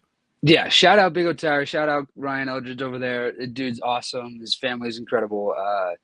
That's a guy who helped me out when I came to Utah. Like, I have car issues, and I saw somebody post about them, and I was like, all right, I'm gonna go check it out and see what he's about. And that guy has helped me so much. He got me in some tires that could survive in the snow. He checks that he got he got my car right and stuff like that. And he's constantly like checking up too. That dude's a great dude. Like, he's always looking out for not just me, the guys overall on the team too. And he's just a pro about what he does. He's got a great little thing going on over there in American Fork. And I'll drive past 5 different Big O Tires to get to him because he is him up in American Fork. He's the guy. So shout out Ryan, shout out the family. I know he's got 2 little wrestlers he got running around the house, and so those got a lot of fun. Yeah, he's a good dude. Ryan at Big O Tires. Go check him out. Tell him you heard about it from Jake Retzloff and the Monty Show. Before I let you go, so I understand there's some golf ability. Like, what's your golf game like these days? Well, I'm out of practice because I haven't been on a course since like the summer, so I got a lot of work to do to get back. I got to go hit a range. I mean, the weather's been incredible. Knock on wood. This off season, I was here last winter for my first winter here, and it was snowstorms through like April and May. I was like, what is this? And so, yeah, I'm excited. I got to get out there. I know it's going to be another great day today. I obviously got spring ball going and won't overdo it myself. But if I get a Saturday or a Sunday where I could just go out there and swing it, I'm excited to. Yeah, we're going down to St. George this weekend to play a little golf, watch a little sports activities with the friends and stuff. Yeah, I'm out of practice too. Yeah. I can't wait for if we could have Los Angeles weather in Utah. I miss my SoCal 70 and sunny. If we could have that every day in Utah, Jake, life would be so much easier for golfers. It would be awesome. It would be incredible. Well, hey man, have a good kickoff to spring ball. Always appreciate you. We'll talk to you next Thursday. All right, appreciate you guys. Dad, Honey, what's wrong? I got in an accident. Are you okay? I don't know. Okay, did you call the police yet? Yeah, I did. I'm gonna call an advocate and you can tell us both at the same time, okay? Hey, Sarah, your dad told me that you need help. So, is there anything that I need to do? Or... Just focus on getting better. With an advocate on your side, you're never alone. Today's the day. And look who I just met. Hey, Dad. You deserve a worry-free recovery. You deserve an advocate. I think the thing that stands out to me most about the BYU game, and obviously when we're talking about, what we saw from BYU, the offensive line's an absolute game changer. I don't know how you, in any other way, shape, or form, I don't know how you have any level of disappointment with what we saw from that entire unit. I mean, the one thing that we talked about that was a must for BYU going into that game is that they be able to dominate in road grade through that offensive line. And the other thing that stood out with that was I thought Pini Katoa actually played very well. I think we all knew what Chris Brooks could be, but I thought it was very interesting that, you have so much domination up front. And South Florida, let's be honest, South Florida is not a pushover. Mm-hmm. It would have been easy, especially with the lightning delays and the weather delays, the hydration issues we saw. It would have been easy to go down to Tampa and fold, and you could have justified that loss, but you didn't. You went down there and dominated, and frankly, I think, again, the only negative that I take out of this game, obviously the Puka Nacua injury, but the only negative I take out of this game is that you didn't score more points. And you would love to have scored 60 points in this game. You could have probably done that. But my point is, I don't know that this could have gone any better for BYU. No, and I think that the part about being mentally tough and the part about, all the hurdles you deal with, those things that you were listing off, I think that's a huge factor. And I think it really speaks to, I think it speaks to this whole sports science thing that they have going on in their program. If you followed the team last week, Kalani spoke on it, Jaron spoke on it. Like, it was a big thing with them taking care of their bodies and everything that they have going on. But I really think the mental toughness and the discipline part is at an all-time high for BYU, and I think that is it's great to see. It would have been kind of easy, I feel like, to come out and have a real tough game and win this game by like a touchdown maybe and have it be a really tight game, frankly, an uncomfortable win on the road because of all this stuff we had to deal with, and we just pulled it out and everything was fine, But you didn't do that. You came out, you dominated, you did your job. You ran behind LeChance, like you road graded this team. You did everything that I would expect a BYU team to do. And I don't mean to wax poetic about BYU, but I just think they deserve credit for dealing with literally we're like sitting here in Hawaii trying to stream the game on ESPN, and we're messaging with people and talking to people, and we get 4 lightning strikes later, and then they're finally playing, and so to be delayed, I think it was ultimately like 2 hours or whatever it ended up being, and there was just a lot that you had to deal with, and so I feel like they deserve a lot of credit for that, and I'm really pleased with how they performed. Yeah, I think one of the things that is also very interesting is that right side of the offensive line that you talked about, absolutely. Harris LeChance at guard is a monster. I mean, there's just no other way to categorize that other than he is an absolute beast in there. Yes. And I think that makes a huge difference because I think when we saw Harris out last year and injured, it was a real loss for BYU, but you look at the rest of that offensive line and you look at the damage they did running over that right side. And I'm not saying the left side was weak by any, measure, but you look at the right side of that BYU offensive line, I think you might have found something special there. Yeah. And I think that Harris is his size, but his athleticism, I think, is what is special. You get somebody who not only can dominate at the point of attack, but he can get out in front of you and run down the field and knock dudes over. And I think that ultimately is what separates an elite offensive lineman from just like an average Joe offensive lineman.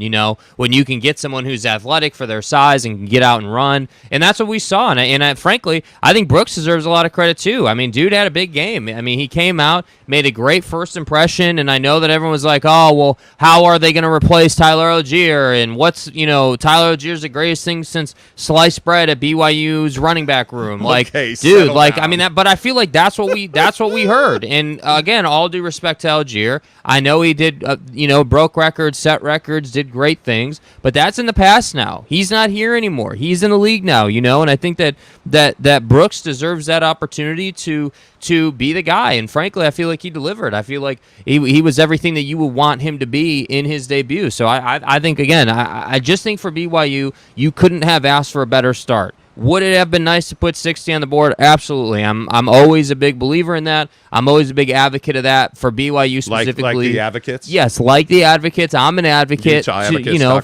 for scoring 60 points a game. When you can do that, because how many times this year, with the schedule being as tough as it is, are you going to be able to do that? And so that's why I would have loved to have seen that. Well, and I also think this sets you up now with Baylor coming in this weekend. You're a 3-point favorite at home, which basically means it's a pick 'em because you get 3 to be at home. But I think now this sets you up for a better ranking this week. I would be shocked if you're not in the top 20. I think it certainly gives you that momentum that you're going to need because you're coming out of this game relatively healthy, it would appear. You come out of this game feeling really good about the way Jaron played. For the most part, I felt like Jaron avoided the big hit. I felt like he avoided the big mistake very clearly. Yes. And I think that's because they were able to do so much early. I mean, to have a 75-yard touchdown on the first snap of the season was absolutely spectacular. To have the defense get off the field. The one thing about the defense, though, we saw drop 8, rush 3. And that's a little frustrating for me. Yeah, I mean, we specifically spoke on that last week, and I think that you're not going to be able to just run this soft zone coverage type defense and think that you're going to beat a lot of teams. I mean, you're just not going to be able to do that, and I think that at some point, and again, we said this last week, you're going to have to be able to play man. You're going to have to do that, and I think when you get to when you get to these bigger games, when you get to Notre Dame after what you saw with them this week, when you get to the bigger teams on your schedule, you have to execute and you have to be able to handle your assignment. You've got to be able to win your individual assignment. And I think that BYU, while I do, like I said, I love the performance this week. I think that you executed on pretty much every front, but to your point, the defense can't be running out zone schemes against some of the better teams on your schedule. Not. And think that, hey, like our guys are always going to be in the right spot in their zone coverage, because frankly, a good quarterback, someone who didn't do what you saw this week against Bohannon, like a good quarterback is going to exploit zone coverage. A good quarterback is going to be on the same page with his wide receivers, and those wide receivers are going to understand how to break the route off and sit into the open space. And that to me is what is concerning. So I just think that at some point, BYU needs to show that ability. Now, I don't know if that was a scheme based on the fact that they were well ahead in this game and you were just going to play soft defense and keep everything in front of you. I could kind of understand that. But on the other side of it, I also feel like, hey, you were up by a ton. Let's see what you can do in man, and let's see, hey, okay, if one of our guys does get burned, that's a learning lesson. We're not going to lose this game. So I could kind of see it both ways. And I think that for BYU, it's just a great way to start the season. Yes, there are things you can get better at. Yes, there are things you can execute better on, but they had a hell of a week, and I just think that you can't really ask for much better. I guess I would just say that the things that stand out to me as far as asking for better, and this is a question that I think we're all going to have to be accountable for as the season goes on, is how much of what we're feeling today about BYU, and really I think Utah is in the same boat, how much of what we're feeling about BYU today is legit? How much of what we're feeling about BYU is hype? Because I am pleasantly surprised at how dominant the offensive line was. I am pleasantly surprised that one of the keys we talked about in this game, dominant linebacker play, absolutely manifested itself. Right. I am pleasantly surprised to see, the both sides of the ball carrying their weight, special teams carrying their weight. Like, everything went fine. You came out of this game pretty healthy. It looks like Nakua escaped serious injury, even though he was in a boot.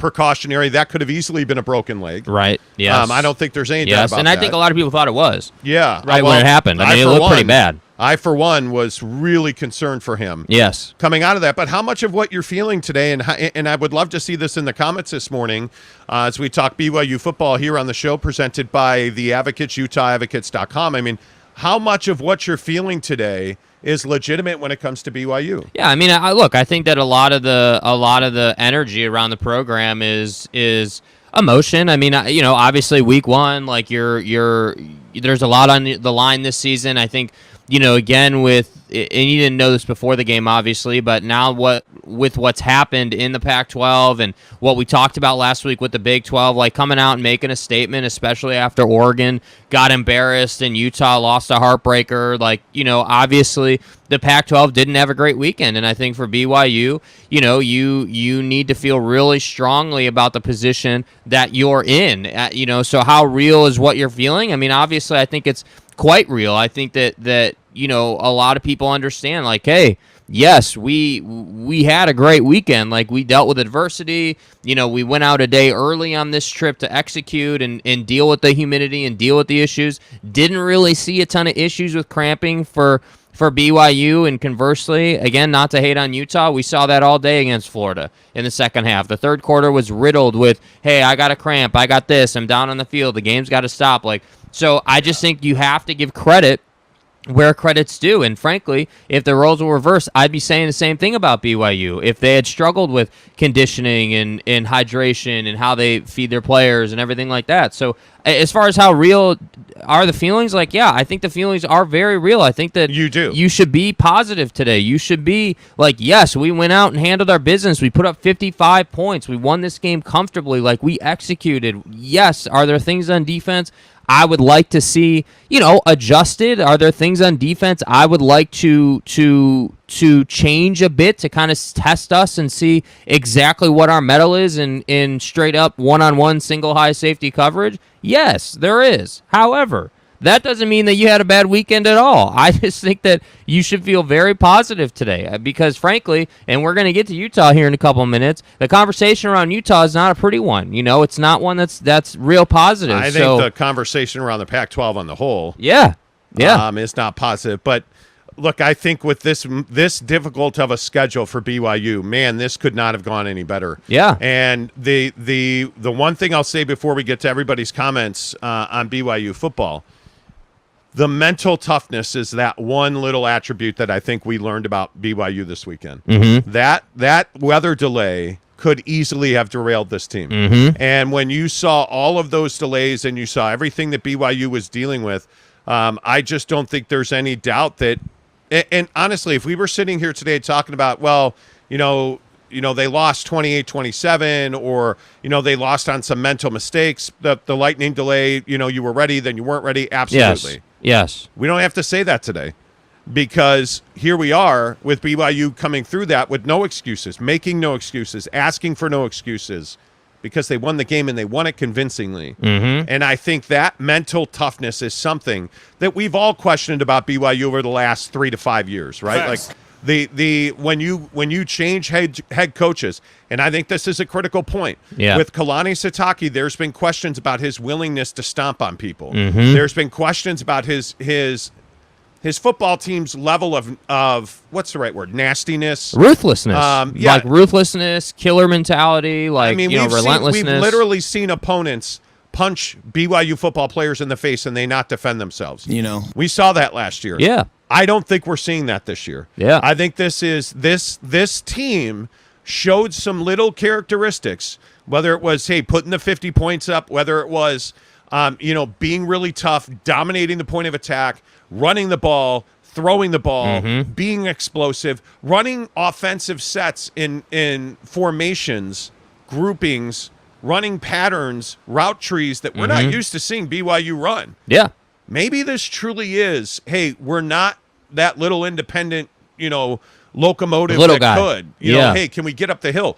Maybe BYU's at the top of the hill, and maybe they realize, we're going into the Big 12. We got to act like it now. Yeah. And I think that's the one thing that really stood out to me anyway. Yeah, and look, I think that, you're starting to see, I feel like, Kalani's program sort of mature a bit and come up. And I think that the conversation around, replacing your attrition every single year was kind of a struggle for BYU the first couple of years, as it is with any coach when he takes over a program, and you got to kind of build that thing and get your recruiting pipeline going. And I think now you're starting to see the fruits of that labor 3, 4, 5 seasons ago, because now the cycle is in place for Kalani. And so he's always got talent to work with. He's always got, the next Jaron or the next, Jacob Conover or the next quarterback coming in. He's always got the guys that he needs to go out and do a job. Because frankly, if I'm BYU, mentally speaking, I'm not saying to myself, man, USF is definitely a game that we should just kind of roll through. They're obviously not saying that. And I think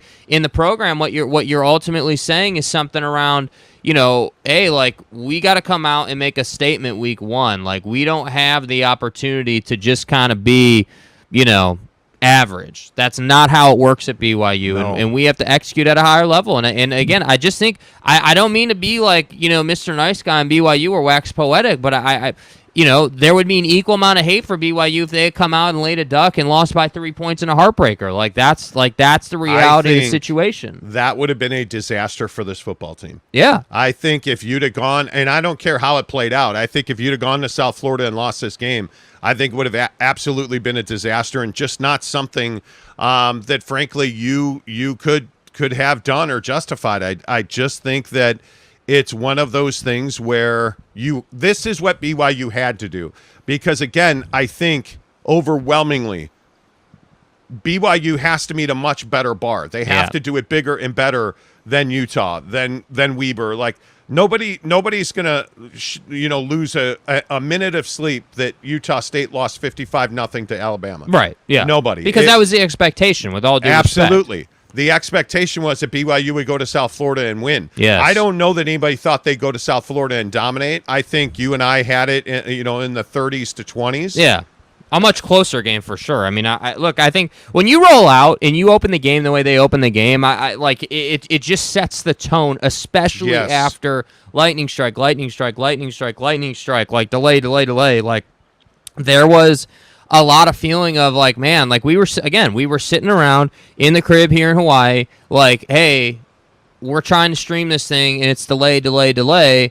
And we start talking about like, hey, like how are their bodies going to react? How is all of this going to work for BYU? Because again, it's not good enough to come out and struggle physically. It's not good enough to come out and be, again, not to be harsh, but like mentally soft or mentally weak or not be mentally engaged. And that's why I say like if you live in Salt Lake City and you're a football fan and you're engaged in this conversation, there is a ton of contrast within these two games for Utah and BYU. And I'm not even talking just from a football perspective. I think this conversation around conditioning and whether you should hit in camp and like how you go about it is a huge conversation for these two teams right now. Huge. Yeah, I totally agree.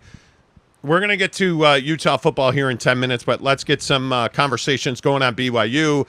BYU beats USF 50-21 in Tampa on a hot, humid Saturday late afternoon.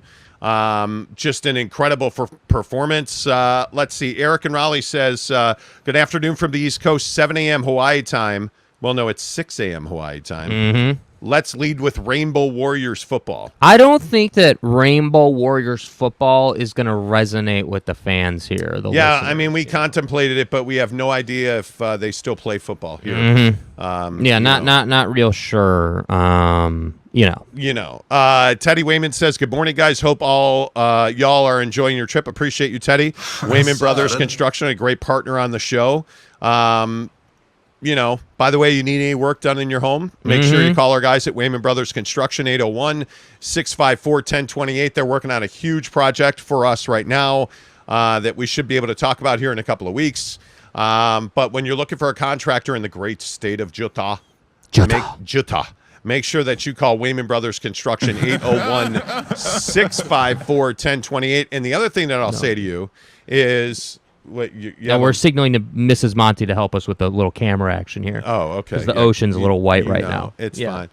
Anyway, the point is that Wayman Brothers Construction, the thing that I really like about them is you don't have to worry about your job. When you hire a contractor like Wayman Brothers, whether it's Alma or Josh or Teddy Wayman doing your tile, like I'm telling you now, you can write that check and understand when you hand that check over to Alma Wayman that you're handing it to a guy who cares about your job as much as you do. And I think that's the one thing that really stands out. So, Teddy, good to see you. Call him today, 801-654-1028 for Wayman Brothers Construction. Let's see. Matt Turley says BYU might be the best team west of Texas. I don't know. There's that little USC team in Southern California who looked awfully good against Rice. Now it was Rice. Yeah. And I think that's what people are saying. Like, hey, there's expectations of USC and Lincoln Riley and that whole situation. Obviously, there's a lot of expectations.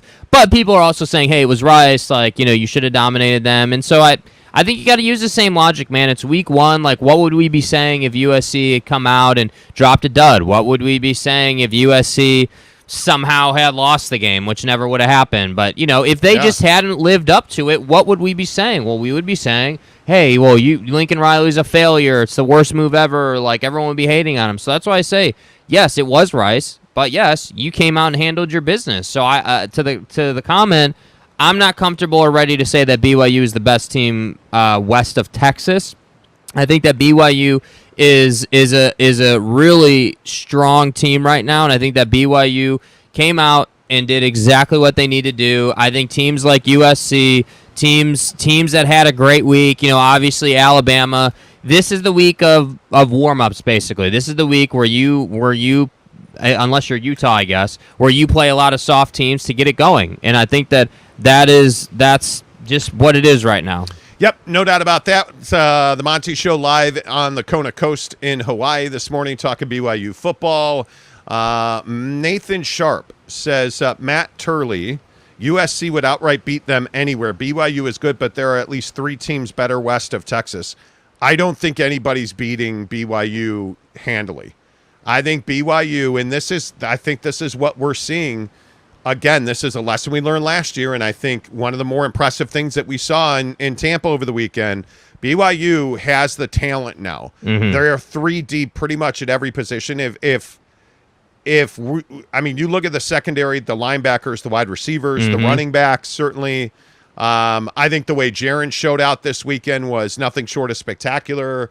Like, I think that is, to me, one of the things that's really significant is that I think BYU can play with anybody. Yeah, absolutely. And I think that size up front is really what allows them to be successful, mostly on offense, but also on defense. Like, I think that offensive line, man, is just impressive. The offensive line has size. It's got athletic ability. Like, it does everything that you would want your offensive line to do. And I think for so long, we've talked about, the Nick Sabans and the Alabamas of the world. We've talked about, these major D1 college football playoff every year teams having awesome offensive lines.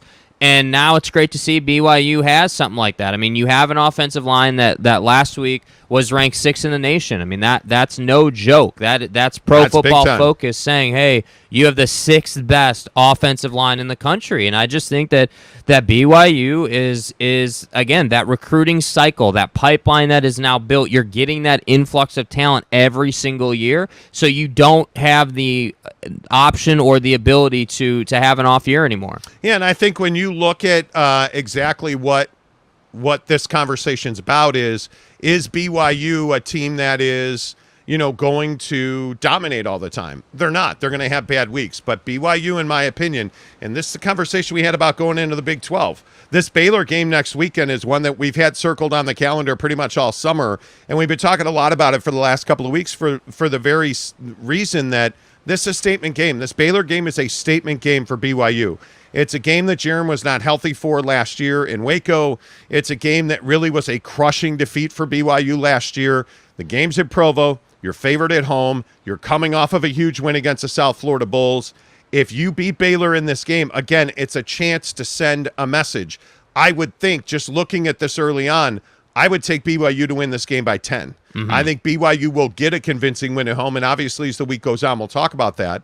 But this is another opportunity for BYU to show who they are as a football team, to send a message. To me, you cannot ever pass on those opportunities. Now, hey, maybe the Bears roll into Provo and it's all good in the hood. I doubt that. It's elevation. It's an ESPN game. It's a night game at Lavelle. Like, it's going to be lit. The Rock's going to be unbelievable. This is a huge opportunity for BYU to make a statement. I think you have to win this game against Baylor, and I think you have to win it convincingly. Yeah, and I think that the conversation for BYU is consistent and it's weekly, which is it's not good enough just to win a ball game versus most teams. Against Notre Dame, it's good enough to win by 3, right? In Las Vegas for the trip that we're sending you on. But when you're at Lavelle and you're playing a team like Baylor, it's not good enough to win by just a field goal. You're going into the Big 12. Like, BYU understands that. BYU understands there's expectations, and I think that, to what did you say they're favored right now? By 10, I think 3. You said? Or by 3. No, BYU is favored by 3 at home Saturday against Baylor. I think that, being, you're essentially even because you get a couple points for being at home. Like, I think, yeah, I'd love to see a 10-point victory. I'd love to see them pull away at the end, but we'll get into it later in the week, but I do think you're correct. It's an opportunity to make yet another statement. And again, you've been on the bandwagon of this is a tough schedule. I'm saying that BYU handled their business this past week, and I would expect nothing less against teams like Baylor, because frankly, I think that we need to stop saying, hey, well, Baylor's this great team. We need to start saying that, hey, this team is, yes, obviously capable of beating BYU, but this is at Lavelle Edwards Stadium. This is a home game. This is everything you're looking for in the BYU football program. They should win that game, in my opinion. Yeah, I also think that there's quite a bit of what's the right word? Credence. Mm-hmm. BYU has to prove a point twice as much as everybody else. I mean, that's just the reality of it. And by the way, I think this also plays into this situation with the Duke volleyball team. Mm-hmm. I mean, this story, and I don't know if you guys saw it or not over the weekend, but South Carolina canceled a home-and-home basketball series with BYU. South Carolina women's, the reigning national champions, canceled the home-and-home series with BYU over this situation with Duke that now it appears she either misheard or she didn't hear anything at all. I don't know. Right. But this story with the Duke volleyball player, I mean, that you're now starting to lose your self-business here. Mm-hmm. And the question is, do you have a perception problem? This game, this home game for BYU against Baylor football on Saturday at Lavelle is massive from a behavioral standpoint. You have to behave. The Rock has to behave well here. Mm-hmm. There's just no other way to go about this. And I think this now, at every BYU athletic event, this now becomes a point of attention. Mm-hmm. How do the fans act? How's the Rock act? What's the language coming out of the Rock? What are the activities? Because when the Rock is lit and it's full, especially at football games, yeah, I mean, it's a difference maker. Home field advantage for BYU is not something a lot of people talk about. I think it flies under the radar. Lavelle Edwards Stadium, especially at night, when you whatever the color coordination is, or if you're striping, or it just doesn't matter. But when you look at what Lavelle Edwards Stadium represents, it's a huge home field advantage for BYU. But now the microscope is so trained on BYU fans based on this situation with Duke volleyball and how they acted and these accusations. And forget whether they're true or not. Forget whether she made them up or not. Perception is reality. And now you are going to fight the perception that you're a bunch of racists and that BYU doesn't treat their guests well, which is a huge problem because it's simply not true.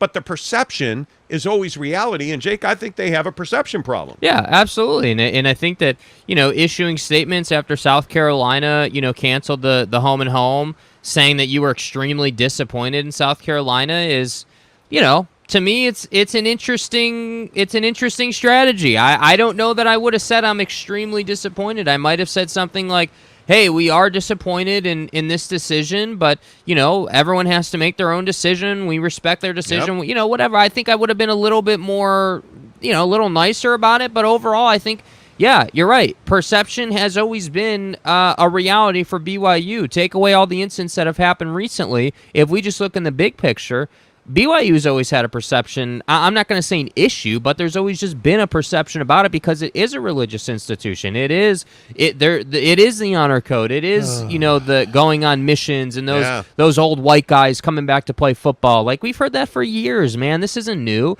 And I think now, because of what happened or I'm not saying it's fact or what didn't happen, like, because of the alleged incident that happened at the volleyball game and because of what happened with BYU TV, I just think that BYU is going through a time where they're dealing with some things, and it always helps to win football games. So if I'm the boys in that football program, if I'm Kalani, I feel a certain inherent responsibility to be the absolute best I can be right now to help the institution. See, I agree with Josh Loverin. I think this is a really good point. And Josh is in Seattle, by the way. Perception of major sports in Utah outside of the state aren't high or good. Here's where the conversation gets difficult. It is. Absolutely. Here's where the conversation gets difficult.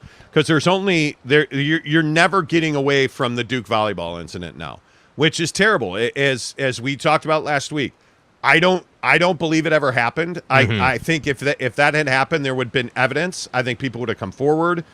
I just don't believe it happened. I don't want to get into the conversation of, did she make it up? I don't know what she did. I don't know what was in this young lady's mind. What I'm telling you is, I don't believe that she was racially abused. I don't believe anybody was racially abused that night in Provo. The rest of the country does. And this plays into the stereotype we talk about that so often happens when it comes to BYU and the state of Utah, that we're a bunch of white racists who don't like minorities. Some of that is true. We have absolute equality issues. this situation at BYU is unjust, it's unfair, and now you're going to have to do everything you can possibly do to overcome it, and that's going to require the entire BYU and University of Utah families to come together and make sure that nothing like this ever happens again in this state. It can't happen, and it's really difficult to get your arms around, because you are never going to win the battle of public opinion. Right. Because no matter what happens with this Duke volleyball player, she is going to be believed by 9 out of 10 people just based on past experiences with fans. With fans in Utah. It's whether it's Russell Westbrook or any of the college situations. Yes. Like now, if you are Duke volleyball, you're going to be believed more than BYU is going to be believed. And even though I thought Tom Holmoe came out and very strongly handled it, even though they came out and took the word of Duke and put a scarlet letter on this kid as a racist, even though there's no video evidence, even though there is no exculpatory evidence, even though there is nobody that's come forward, not a single person in the Rock or the fan section or administrators or law enforcement or anybody heard it, saw it, witnessed it, there's no video evidence. It happened. And you know why it happened? Because perception is always, bigger, larger, and more real than reality is. Right. And perception says this girl was racially abused. Whether you like it or not, that's the reality of it. Well, and I think, this girl was racially abused at a white conservative religious institution. That's what the country narrative is, I feel like. Hey, like, it's not just that she was racially abused, as if that wasn't bad enough. It's that, hey, she was racially abused and in the state of Utah at BYU, which is from a national perspective, a white institution. And again, I don't think that there's much more that someone like Tom Holmoe can do. Like, I think you issued a statement, like you were very strong against it. Like, the respective coaching staffs have issued statements. I don't know what else you can do outside of, in my opinion, rolling out a program that allows you to be seen as proactively solving what the perception of a race issue might be at your school. Like, Correct. I think that would be, to me, that's what I would be doing. I'd be saying, okay, reality or not, the fact is people think we have an issue with race at our school, so we're going to do X, Y, and Z to alleviate that perception. And every time moving forward that something happens, here's how we're going to handle it. And that's the other problem I feel like that doesn't get talked about. A lot of people are saying, hey, they mishandled the situation. There's a lot of, reporting about what exactly happened and the exact events of how things happen. That's the other problem here for BYU, and that's why I think, I might even go as far, if I felt so compelled, to put together a video montage of what exactly happened and the exact times. I mean, we've seen that. Hell, we've been, again, not to go down a political path, but that's what everybody did with the insurrection stuff. Hey, video, time, day. If I'm BYU, I might go down that path just to say, hey, this is what we did here. You can see it. And that's what I will continue to maintain. If you have video and people can see it and it's not in dispute, you're fine. If you don't have video and, hey, we don't have video of someone calling her the N-word, that's a problem, right? Because she's saying it happened, but you don't have any video evidence. Well, and I also think that it is one of those things where you have to consistently show passionate, aggressive behavior that doesn't cross a line. And I think it just sucks. The whole thing sucks. Let's just be honest about it. Because you're going to lose relationships with major universities like South Carolina, which would have been a great home and home. They're the reigning national champions. It's Dawn Staley. And now that's not going to happen. And my guess is you're probably not going to see Duke in town anytime soon. My guess is that you're going to lose some relationships down the road, and it didn't have to happen.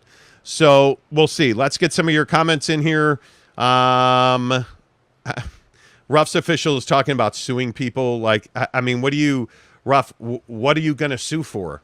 Like, Ruff's official says, I hope this fan sues the crap out of the player. Duke and BYU. There's nothing to sue for. There is nothing on any level like that. That to me is exactly the issue here. Mm-hmm. You're gonna sue to perpetuate a situation and exacerbate this thing when you just need to act. The fan base needs to continue to represent BYU well. Right. That's the bottom line. I don't know. you're never going to get away from this volleyball thing, and it's quite tragic. Jerem Tracy says major media was quick to jump on BYU accusations, but have virtually ignored the latest details of the story, which is why the rest of the country thinks it's happened, as you said, Monty. Well, I think that's the reality of it. I mean, right. How many people are covering election fraud anymore? Well, we just had a Republican in Florida found guilty and sentenced over creating a fake candidate to siphon votes. No. But are we talking about voter fraud anymore? We're not. I mean, like, the perception is reality. Mm-hmm. The perception is reality, whether you want it to be or not. The perception is in your life, in fast food, in social media, everywhere you go, anything you do, you have a perception of something, somebody, a car, a human, a burger, whatever it is. You have a perception of what energy drinks are. They're terrible for you. Well, perception's not reality, but it is because you perceive it that way. Mm-hmm. BYU will always be a racist institution. BYU will always racially abuse young black Duke volleyball players. Mm-hmm. We know that's not true. The Rock is one of the best student sections in the country, but now it's a racist student section. Right. That's the worst part of this. And the problem is, what did we see when this happened with the Duke volleyball player? We saw the tape of Russell Westbrook, and we heard about Russell Westbrook and how he was racially abused at a Jazz game, and it's just this thing that just keeps on going. The beast that keeps rolling. And that's why I say, if you're at a game, and I don't care if it's a Jazz, Utah, BYU, Weber, Aggie Tears, whatever it is, right, wherever you are, and you hear something like this, you have a responsibility to your fellow Utahns to act, because this is not who we are. And until we act in that manner, and until we do not tolerate this, as Utahns, this is who we are. We have to proactively take steps to debunk that. And we have to loudly call that stuff out, because I'm telling you, that's not who we are. I know Utah. I love Utah. This is not who we are as a people. I think there's a certain sect of people who are that way, but that's in every state. Facts. That cannot define who we as a state are. Totally who we agree. as a populace are, who BYU is, who Utah is. It just totally can't. Agree. It's not right. M. Morris says Seattle is about to lose the Seahawks. No. Good luck getting the NFL to do that. DeCobber81 says justice is never served when it comes to race. Even if it didn't happen and the band fan sues and wins, the perception is already there. It will not change. Suing, the fans suing, how are you going to prove defamation? Because that's what you would be suing for, I assume. I feel like culturally speaking in our country, we're very much in a place where we're just like, oh, something happened. Well, guess it's time to sue. Guess it's time to like jump into court and go after people, I guess. Like, remember who this guy is or this student is. Like, this is a UVU student, right? Like, this isn't Tony Busby we're talking about. This is a UVU student who allegedly was involved, and again, go and read about it. Like, there's some evidence that says he isn't even in the area of the crime or the incident, whatever. I just think we can't be so quick to be like, oh yeah, we're just going to sue everybody and that's how this is going to work. That's just not. I feel like in our country, that's where we are. I feel like every day there's a new story about how someone, connived the system and sued somebody in some ridiculous fashion to get $1 million. And that's just not how you fix this problem, in my opinion. Well, and DW2CB makes a good point. I forgot about the John Morant family situation. Yeah. Like, I'm not getting into CRT.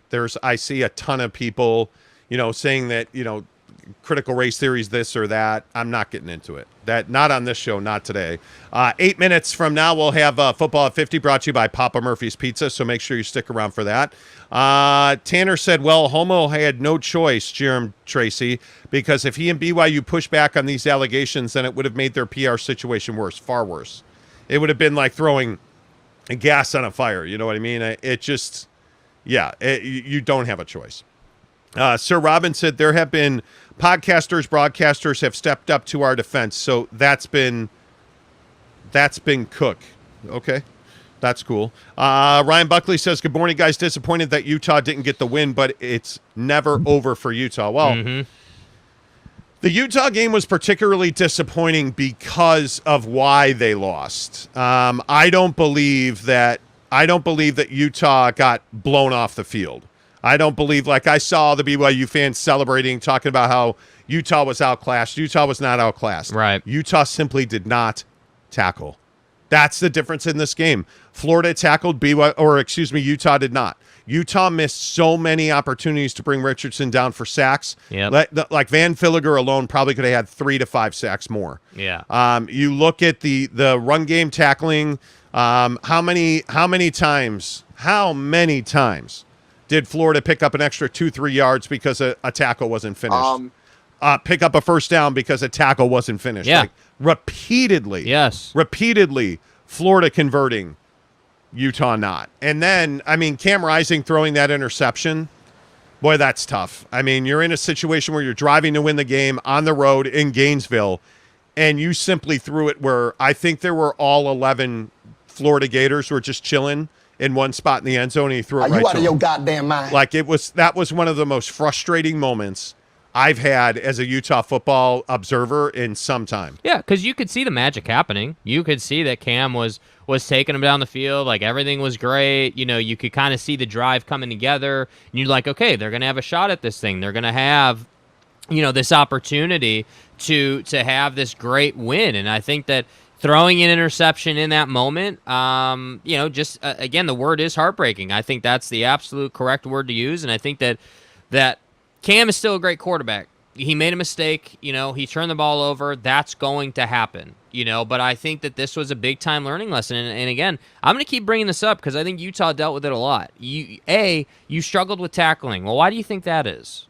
Well, you didn't really hit a lot in preseason, right? Or in camp, I guess, as they say in college football. Right. You didn't really do a lot of hitting. You didn't really do a lot of, in my opinion, full contact tackling practice, form technique tackling practice. You didn't do a lot of that. And then you combine that with the fact that they were clearly gassed in the fourth quarter. That team was struggling with major cramping issues. Cramping, like physically was just struggling. And so that's why I say, again, with all due respect to Utah, BYU did better on this trip with conditioning and sports science and feeding their bodies and like being prepared in that way for this trip. And I think that it will be interesting to see how Utah adjusts to that, because you can't have on the road week one in what in my opinion was a college football playoff implication game. You can't have your guys struggling physically to play the game. Well, and I just go back to what Witt said. When you have an opportunity to make a statement in games like this, you got to make that statement. Well, you didn't.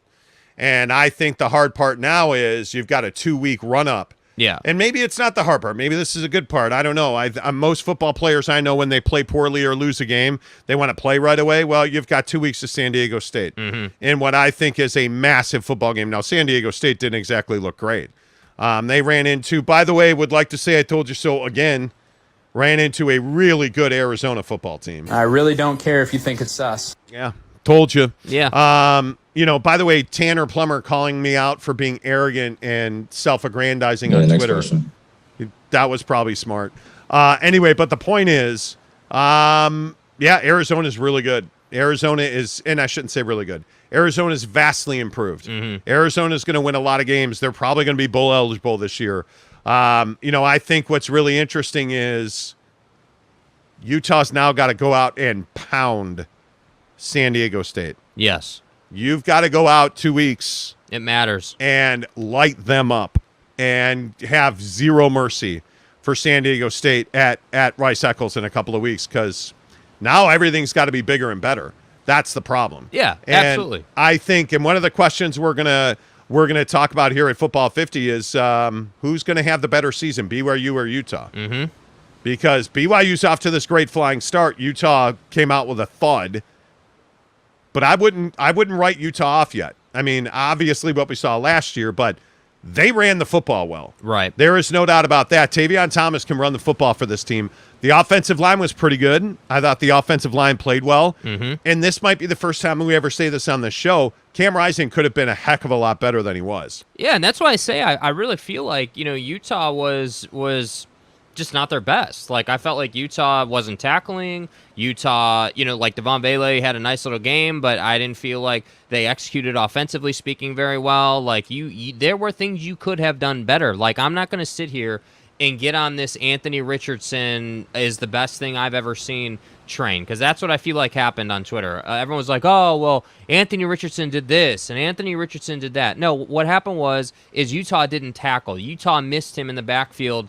It must have been 7 or 8 times where he breaks a tackle and runs for another 10, 15 yards. And you can't have that against guys like Anthony Richardson. That can't happen, man. And we specifically talked about that. And so I'm watching this game, or we're watching this game, and I'm just frustrated. I'm like, dude, like, where did this Kyle Whittingham, we have the best defense ever conversation go? Because that's what you needed to win that game, and you didn't have that. And that's why I'm telling you, like, as much as I like what Cam Rising can do in his game and his leadership and the fact that I didn't really feel like he was rattled at all in this game. Yes, he makes the mistake at the end, but just overall, I felt like he was really composed, had his stuff together, was in a great place. Like, he performed fine. The defense is what lost them the game. That is the problem, because you get the takeaway early. Listen to what you just said about Utah. The defense lost you the game. It wasn't that Cam Rising threw that interception. Yes, if they score a touchdown there, you still win the game. Okay, cool. You can make that argument. But what I'm telling you is, in the big picture, you wouldn't have been in that position if you would have tackled the whole game or just tackled half the game, and you would have executed defensively. You would not have been in that situation. So that's why I say, don't talk to me about Cam Rising throwing interceptions at the end. Don't talk to me about cramps. Like, at the end of the day, this came down to you did not tackle, and they did, and they out-executed you. And unfortunately, that means you're 0-1, and now you have like, that's what you're going to deal with. Yeah. All right. 10 to the hour, every hour, football 50, presented by Papa Murphy's Pizza. Use promo code Monty25 for 25% off your order of $25 or more at order.papamurphys.com. And I think when you look at the lead on football 50 today, it is very telling that you were hesitant to say BYU or Utah's defense cost them this win. Mm-hmm. I don't know if I agree with that. They did not tackle well. I thought underutilizing Dalton Kincaid. I thought overutilizing Brant Keithy as a wide receiver, because the other guy we talked a lot about leading up to this game was Devon Vele. I was a little disappointed. I think he only had 3 catches. Like, I wanted more out of the passing game. And I think you got exactly what you needed out of Tavion, and I think you didn't get exactly what you need out of Devon Vele. I think the passing game is where I would go here. You need more out of the passing game. You absolutely need more out of the passing game. I just think when you look at Devon Vele and you look at what you did not get, man, I think that's a problem. Yeah, and I think that, we've had this conversation about Utah needing to replace Britton Covey and his production, and where is that going to come from? Yeah, it's obviously front and center, but again, I guess the reason I think it's the defense is because you were doing enough offensively. Like, you were able to move the ball. It wasn't like the offense was struggling that much. Yeah, would it have been nice if Vele had a bigger game? Yeah, I mean, that definitely would have been nice. It would have been nice to have an over-the-top threat. It would have been nice to have that, absolutely. But I still maintain with this program, what do we know? We know that Kyle Whittingham is a defensive-minded coach. We know that the defense is what stirs the drink here. Whatever we get from the offense, awesome, but our defense is what's going to hold, is what essentially is going to put us in position to win ball games. And so that's why I say, I was just like, damn, man, like, how many of these tackles are they going to miss? How many times are you going to have, are you going to have first contact 1 yard past the line of scrimmage, and then their back gets 5 more yards? How many times is Anthony Richardson going to get those extra 4 to 5 yards? Like, that was the struggle, I felt like. And so I don't disagree that the offense needs some work, and they're still working on replacing Covey, but I think that this whole tackling thing, I don't think it's going to be a constant problem. I don't think that this is something that's going to persist, but they got to get it right. And I'm curious if we'll see some adjustments, next week. Well, other way. I think Mrs. Monty's trying to adjust the contrast on the camera right now during Football 50 to, presented by Papa Murphy's Pizza. And I think one of the interesting stats is that you have a situation with Cam Rising where he completed a high number of passes. 22 of 32 is not a terrible number. But when I look at Cam, and I see that Cam Rising's a guy, and again, I just am going on individual stats. Cam Rising's a guy who's 22 of 32, 216 for a touchdown and a pick. Tavion Thomas, 23 for 115 yards. That's 5 yards a carry. You got to get more out of the passing game. And I think when you look at this situation with Brant Keithy, 9 catches for 105 yards. That's a big deal. Devon Vele, 3 for 36. I think you need more out of Devon Vele. I think when you look at, Micah Bernard with 5 for 31, I think when you look at Dalton Kincaid, 2 for 29 receptions. And now Jake is over there and he just darkened our face up completely.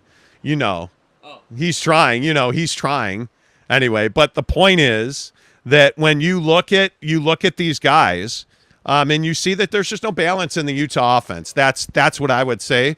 There's just not a lot of balance in that offense at all. And I think it's one of those deals where, Jake, you just, We're working. Well, you got to turn your mic back up. Yeah, we're working on it. Sorry, it's our first time out here. We're working on it. Yeah. Tap the LCD screen to get us in focus. There you go. There we go. I think it's one of those situations where you have to, that's good. You have to figure out, I think, how to get more balance in the offense, Jake. Yeah, absolutely. And I think that overutilizing Keithy is not going to work. I mean, you have to find a better solution. But again, that's where the Britton Covey piece comes in. I mean, you had a guy in Covey who operated out of the slot a ton and gave you that sort of that X factor where you could use Keithy as a distraction, and he could. Not that he was taking a ton of plays off, but you get that opportunity where you can get to the top of your route and you get that half step where you can take that off and get that touch of rest. So then that next play, you can go out and blow your defender up. Like, I think those things within games really matter when you think about, hey, we're going to Florida on the road and we know it's the swamp. We know that it's going to be super humid. We know that we're going to be fighting it physically a little bit. Like that's why having Vele is so important. And I think that we shouldn't just expect this guy to come out and be amazing. I would expect him to get better as the season goes on. I'm telling you now, you had better have a wide receiver that can do the job. You better have a wide receiver who can be a true number one that can step up and do what you need to be done. Because I think when you look at Vele, I love Devon Vele. I just think that the situation becomes very clear to me that Devon Vele has to step up and he has to be better. And I think that he has to be a guy that you target heavily, not a little bit, a lot. You've got to target Devon Vele as best you can, because I just don't see any way, shape, or form that this offense is going to thrive unless Devon Vele thrives. Because you got to have a guy in this league. I think we learned this about Oregon. If you don't have a guy that can take the top off of defense, you can just go sit on the sideline. Because at some point you're going to be in 3rd and long. The defenses in the Pac-12 are too quality to not have an answer in 3rd and long. Mm-hmm. And in my opinion, it is absolutely positively not Brant Keithy on 3rd and long. Yeah. He's a wonderful weapon, but I cannot believe that you can't find more room in this offense for Devon Vele. I just can't believe that. Yeah, absolutely. And I think, look, I think overall, like I said, Utah has to execute better. Utah just has to come together as a team and do better. Like I know that that's a very simple and armchair couch coaching take, but I think that's what it is. I think we know what this team's capable of. We know that Cam Rising, it's unusual for him to turn the football over there. We know that they were battling, and that's why I say I'm not frustrated with the Utah thing because they lost necessarily. What I'm frustrated with is that you weren't able to perform at your best level with the circumstances and what you were dealing with physically. Yes. And I really feel like that held them back, because I have no doubt about it. Utah is a better football team than Florida, And in my opinion, Utah lost that game. I don't think that Florida won that game, and that's what I'm frustrated about. Football 50 presented by Papa Murphy's Pizza. Make sure you get to orders.papamurphys.com. That's how you order Papa Murphy's Pizza online. Download their app. They have a super easy-to-use app that we use all the time. And again, if you're a Papa Murphy's guy, here's what I'd tell you. Order it ahead of time. Like if you want Papa Murphy's on your smoker tonight, because we all know there's no better way to make pizza than to smoke it. Obviously. Order it in the app right now, on your lunch break, whenever you're off. Pick it up on your way home. They'll have it sitting on a rack, ready, freshly wrapped for you. Drop it on the smoker on your way home. It's an amazing, amazing dinner. And I'm telling you, trust me on this, you got to try the chocolate chip cookies at Papa Murphy's because they are creme de la creme, baby. Yes. What is it the guy does? He drops the little salt. Yes. Salt Bay. Salt Bay. There you go.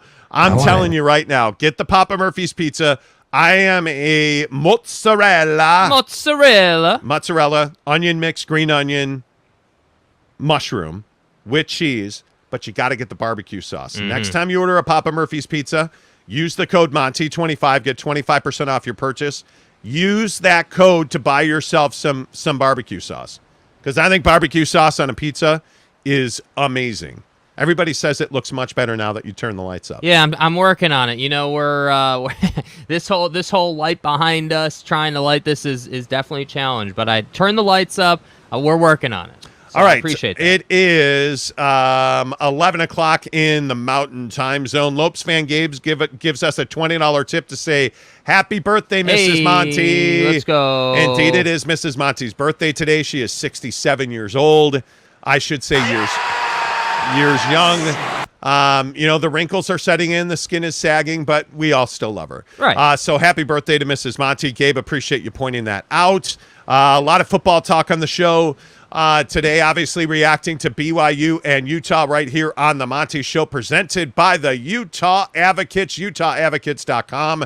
The Advocates are your presenting sponsor of the Monty Show. Check them out online, UtahAdvocates.com. And listen, if you've been injured, if you've been in a wreck, if you've been in a car accident, a motorcycle accident, if you've had injuries that are not your own doing, I would tell you get with the Advocates right now. There is no reason for you to be struggling through this process because when you're injured and you need a lawyer, you've got to have an advocate. And what that means, what is an advocate? An advocate is somebody that fights for you, that you can count on to be in your corner when you need them most. They're going to do that by, hey, you don't have to pay them anything up front. Their consultations are free at the Advocates. There is never an upfront cost, out-of-pocket cost to you. You don't pay until the Advocates win your case. It is zero risk. And the thing I really like is when you've been in an accident, obviously you're in a really difficult time. And maybe you don't feel like talking on the phone. Maybe you don't feel like, hey, do I know these people? Well, maybe you don't. But what you can do is get on their website and you can actually chat with an attorney on their website, UtahAdvocates.com. Go check it out. The Advocates are your advocates. The best injury attorneys, the Advocates, UtahAdvocates.com. BYU gets a big win in South Florida. Utah gets a bad loss in Northern Florida. In Gainesville, they lose to Florida. So if I asked you, Jake, who's going to have a better season, BYU or Utah? I would still go with Utah. I think that Utah is going to show this ability to bounce back. I think that Utah is really in a place where, they obviously had a long trip home and they're going to think about this one and they're going to be motivated by it. And I think that it's not lost on anybody, Ute fans or program-wise, it's not lost on anyone that, hey, this is still a team that can get to the college football playoff. But frankly, you're going to have to go, no losses the rest of the way, frankly. And I think that's a big ask. And that would be a huge accomplishment. But again, I can't put it past this program after what you did last year. I can't put it past this coaching staff after what you've done the last several years. And I think that's why I say when we look at, hey, who's going to have the better season? Well, if the goal is to be in the college football playoff, I got to go with Utah. Frankly, I just have to. I think, I need to see BYU against, the Notre Dames and the Baylors and the Arkansas. I need to see, can you play man coverage, single high safety across the board and send more? Like, can you do that? Can Jaron Hall not take another big hit, which he continues to like to do in football games, which I will never understand? Like I want to see. Yeah, there were a couple of. Yeah, there were a couple nervy ones. We were watching the game and we were like, uh-oh. Yeah, get up. Mean, it just was like, dude, please get up. And I don't want, Jaron to go out in week 5 again or whatever it was last year. Like, I want and frankly need Jaron Hall to be healthy the whole year. So who has the better year? I think it's Utah. I think it's probably Utah as well if I had to go right now. But this next month is going to define that, obviously. But when you look at the Pac-12, this is, I think, something else that is really important. You look at the Pac-12, that Oregon loss at Georgia, my God. Yes. My God. Embarrassing. Oregon did not belong on the field with the Georgia Bulldogs. They were never in that game. They never gave you the feeling, Georgia never gave you the feeling that they were going to compete or win that game. Never, no. Not on a single play. They were not competing in any phase of the game, defense, offense, special teams. Georgia was despicable. Yeah, Georgia was the superior team. And I don't think this matters in the grand scheme of things when it comes to, hey, is Oregon joining the Big Ten? I don't think that's part of this discussion. But if they keep having games like this and if Oregon keeps going through the season and they keep looking foolish, I think there's a chance that this becomes a problem now. And this is, well, with all due respect, is correct. But this is about the worst time for Oregon and Utah to drop big games, national TV games. Yes. This is not helping the Pac-12. Well, when you look at the opportunity they had, I mean, you compare the opportunity to what you put out, and now you're like, hey, we look like idiots. We look like obviously Oregon more than Utah, of course, but either way, the narrative is, hey, the Pac-12 had a rough weekend. Your best teams both lost to the SEC, and I think that's what you can't have. And so to me, if I'm being honest, that's what I was thinking about watching the Oregon game while we waited for 15 lightning strikes to delay BYU. I'm sitting here like, dude, Bo Nix is not that guy. Oregon is not that program this year. And that's why I say, yeah, last year, Oregon, you went on the road to the shoe and you beat Ohio State. Neat. That's last year. Nobody cares about that anymore. You just got shellacked by Georgia. And I think, if you look at Utah State just getting purely dominated by Alabama, does it matter? Not really. But I think it's really important. Why doesn't that matter, though? This is important. Because I think Phil Knight isn't the one outselling Utah State. He's the one outselling Oregon. And I think when you look at Oregon, they expected to win that game. I think maybe expected to win that game is strong. I mean, that's the reigning national champions that you're talking about at Georgia. But you expected to compete. You did not expect to go out and get humbled and embarrassed. As a Duck fan, I just don't think you could have seen that coming. You know what? I think it's one of these things where you look at what happened with Oregon, the timing couldn't be worse. You look at, one of the guys we probably should talk about more is Devin Lloyd, because, Mahmoud Delabate didn't exactly impress. He's not somebody that I'm not blaming Diabate for the loss, but I think when you look at the middle of that Utah defense, you have some questions to answer there. I think Utah and Oregon losing in that fashion doesn't help. And by the way, USC coming out and absolutely throttling Rice doesn't help Utah, because you look at what's coming up the weekend of October 8th in Salt Lake City when it's USC and Utah. That's a must-win game for Utah. And today I don't feel so good about that game. Yeah, I think if you're Utah, you're saying, hey, we need to be ready for USC. Yeah. Would anyone? And again, credit where credit's due. You've been saying USC would be a problem, and I know it's only week 1. It's Rice. Okay, let's not get ahead of ourselves.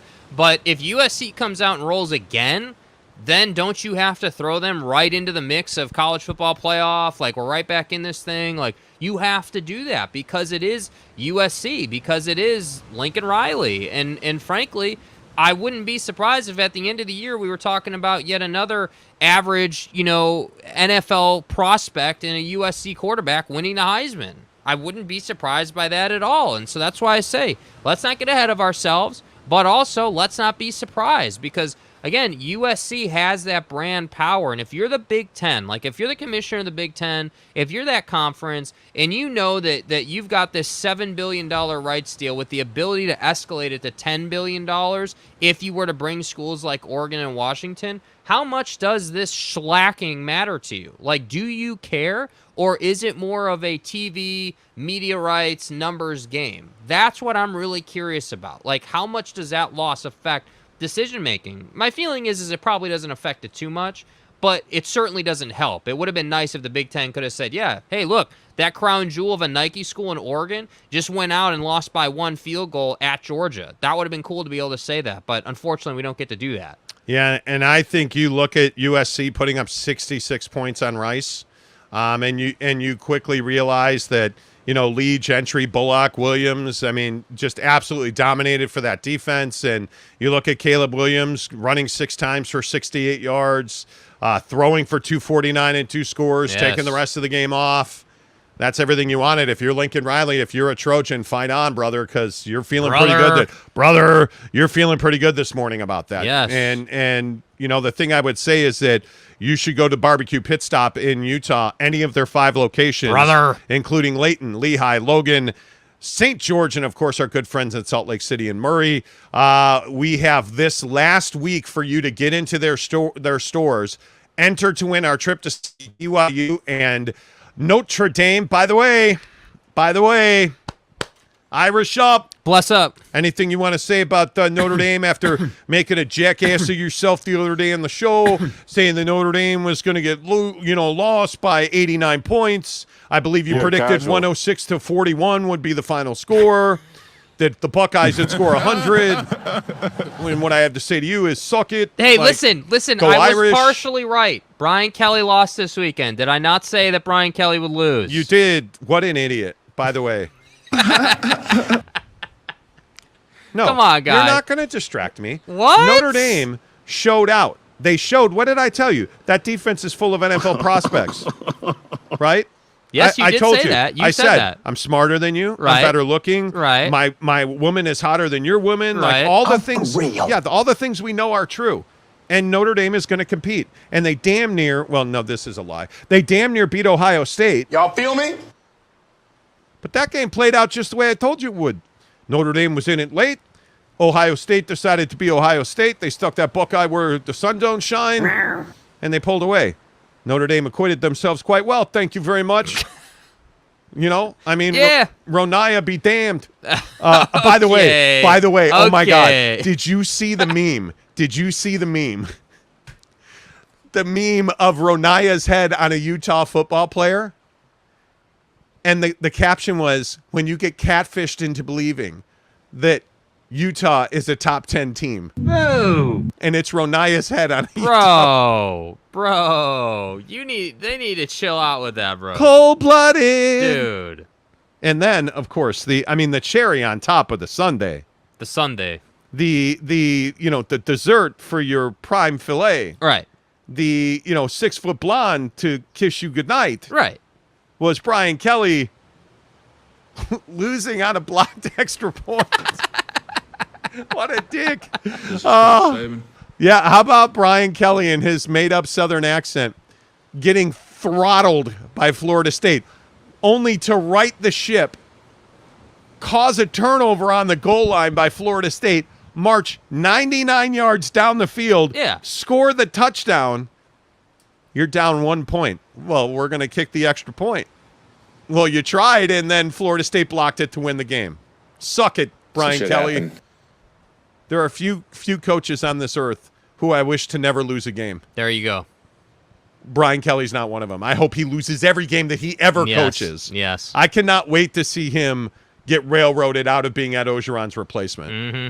Like, I look forward to that. Having said all that, make sure you get to our good friends at the Barbecue Pit Stop, bbqpitstop.com. Chris Karn, our good friend Chris Karn, went in. Apparently, they no longer have the Italian seasoning in the stores. What? Jake and I, Chris Karn was texting me the other day, our good friend Arlington Bears, and he was saying, well, they don't have the Italian Chop House seasoning in store. They say they only sell it at Walmart.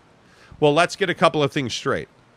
When I'm not in Hawaii, because I actually was at Walmart yesterday, when I'm not in Hawaii, I never shop at Walmart. I just don't. It's not something I'm due. Our reliance on the internet is incredible. We'll talk about that later.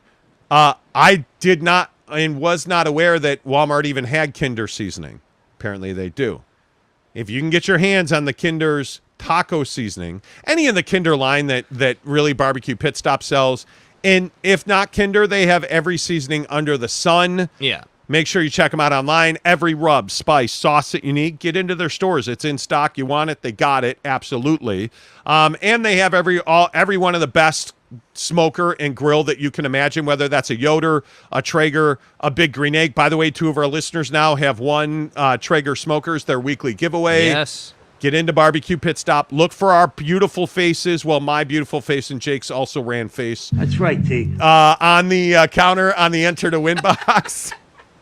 For the BYU drive-away to see BYU and Notre Dame in the Shamrock Series in Las Vegas. It is all presented by Barbecue Pit Stop and our guy, Devry Davis.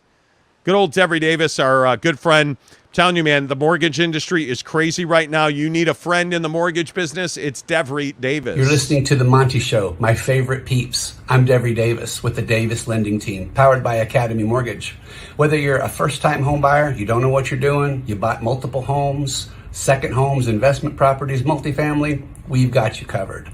Our office consists of everybody it takes to do your loan, from processing to underwriting to doc departments. We do it all right here. We're not waiting on Tucumcari Carrier or Walla Walla, Washington to answer an email. We take care of it here.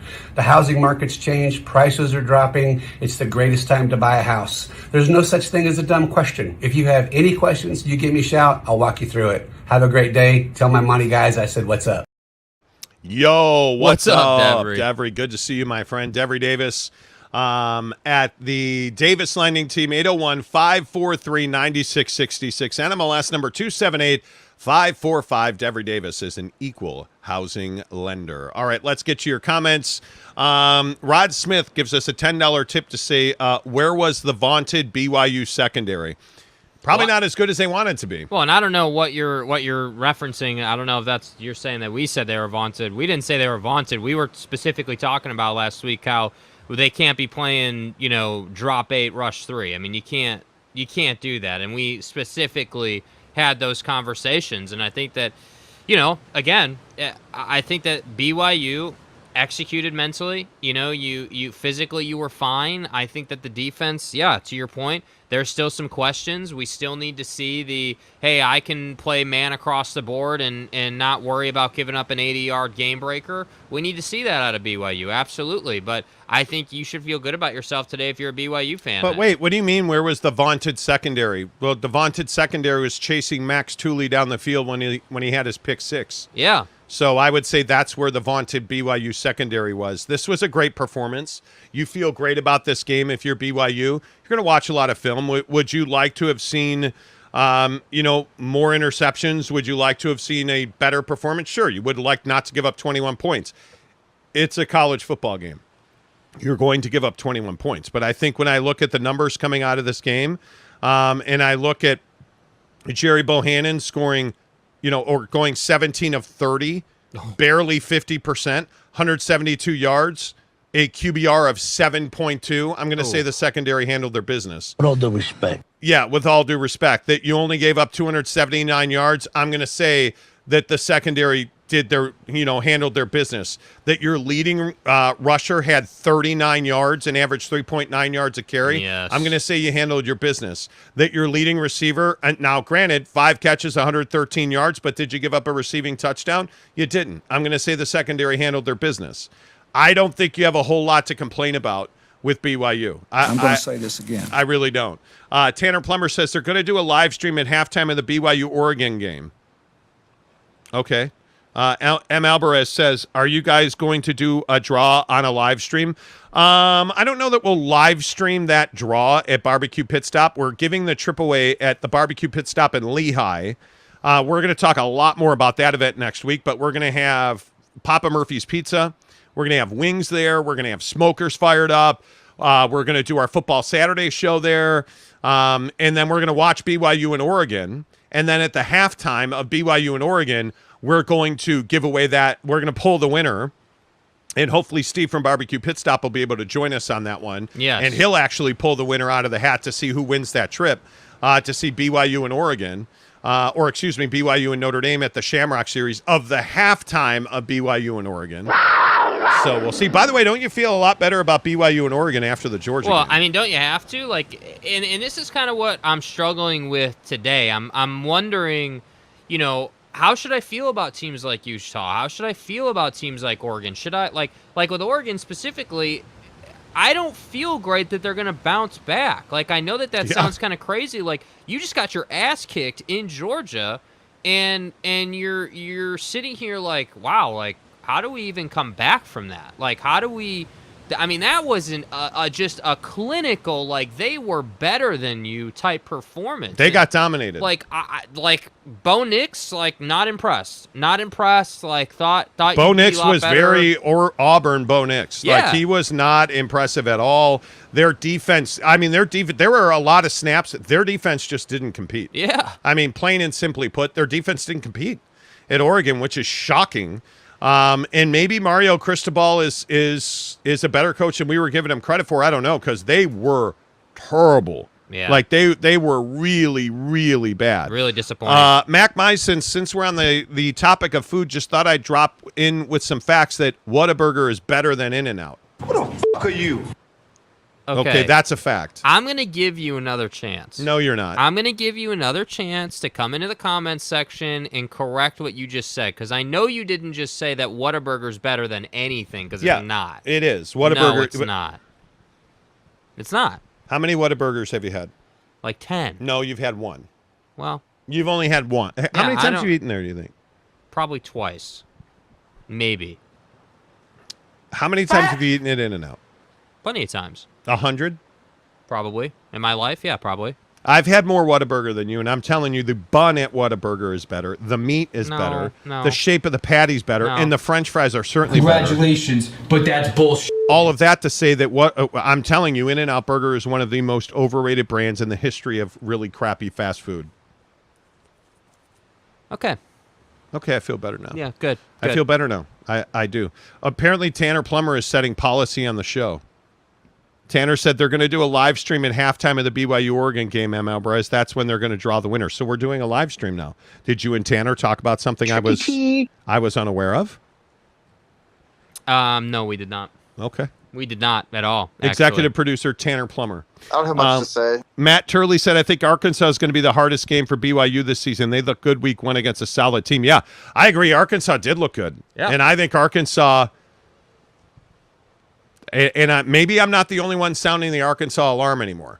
That team, I mean, you watch that team last year, that's a team that competes every single snap. Yes. They want to blow your head off every snap, and I think they absolutely showed that. I'm glad. Frankly, I'm glad that BYU is going to see the SEC again. I think that's really important, and they've been, Tom Homo obviously has been, I'm sure, working hard to get a quality schedule built for the football program, and look, I just think that there's a lot to play for this year, and I know that we talk a lot of BYU on this show, and I don't want to come off as someone who certainly is a BYU fan, because I'm not, but I just am going to keep saying it. You couldn't have asked for a better start. Jaren's healthy leaving that game. Most of the team is healthy leaving that game, outside of Puka, obviously, and I think that you're just in a good spot. Like, you're in the spot that you really would like to be after week one, and I was expecting, obviously, Utah to do better and for Utah to kind of be in a similar position.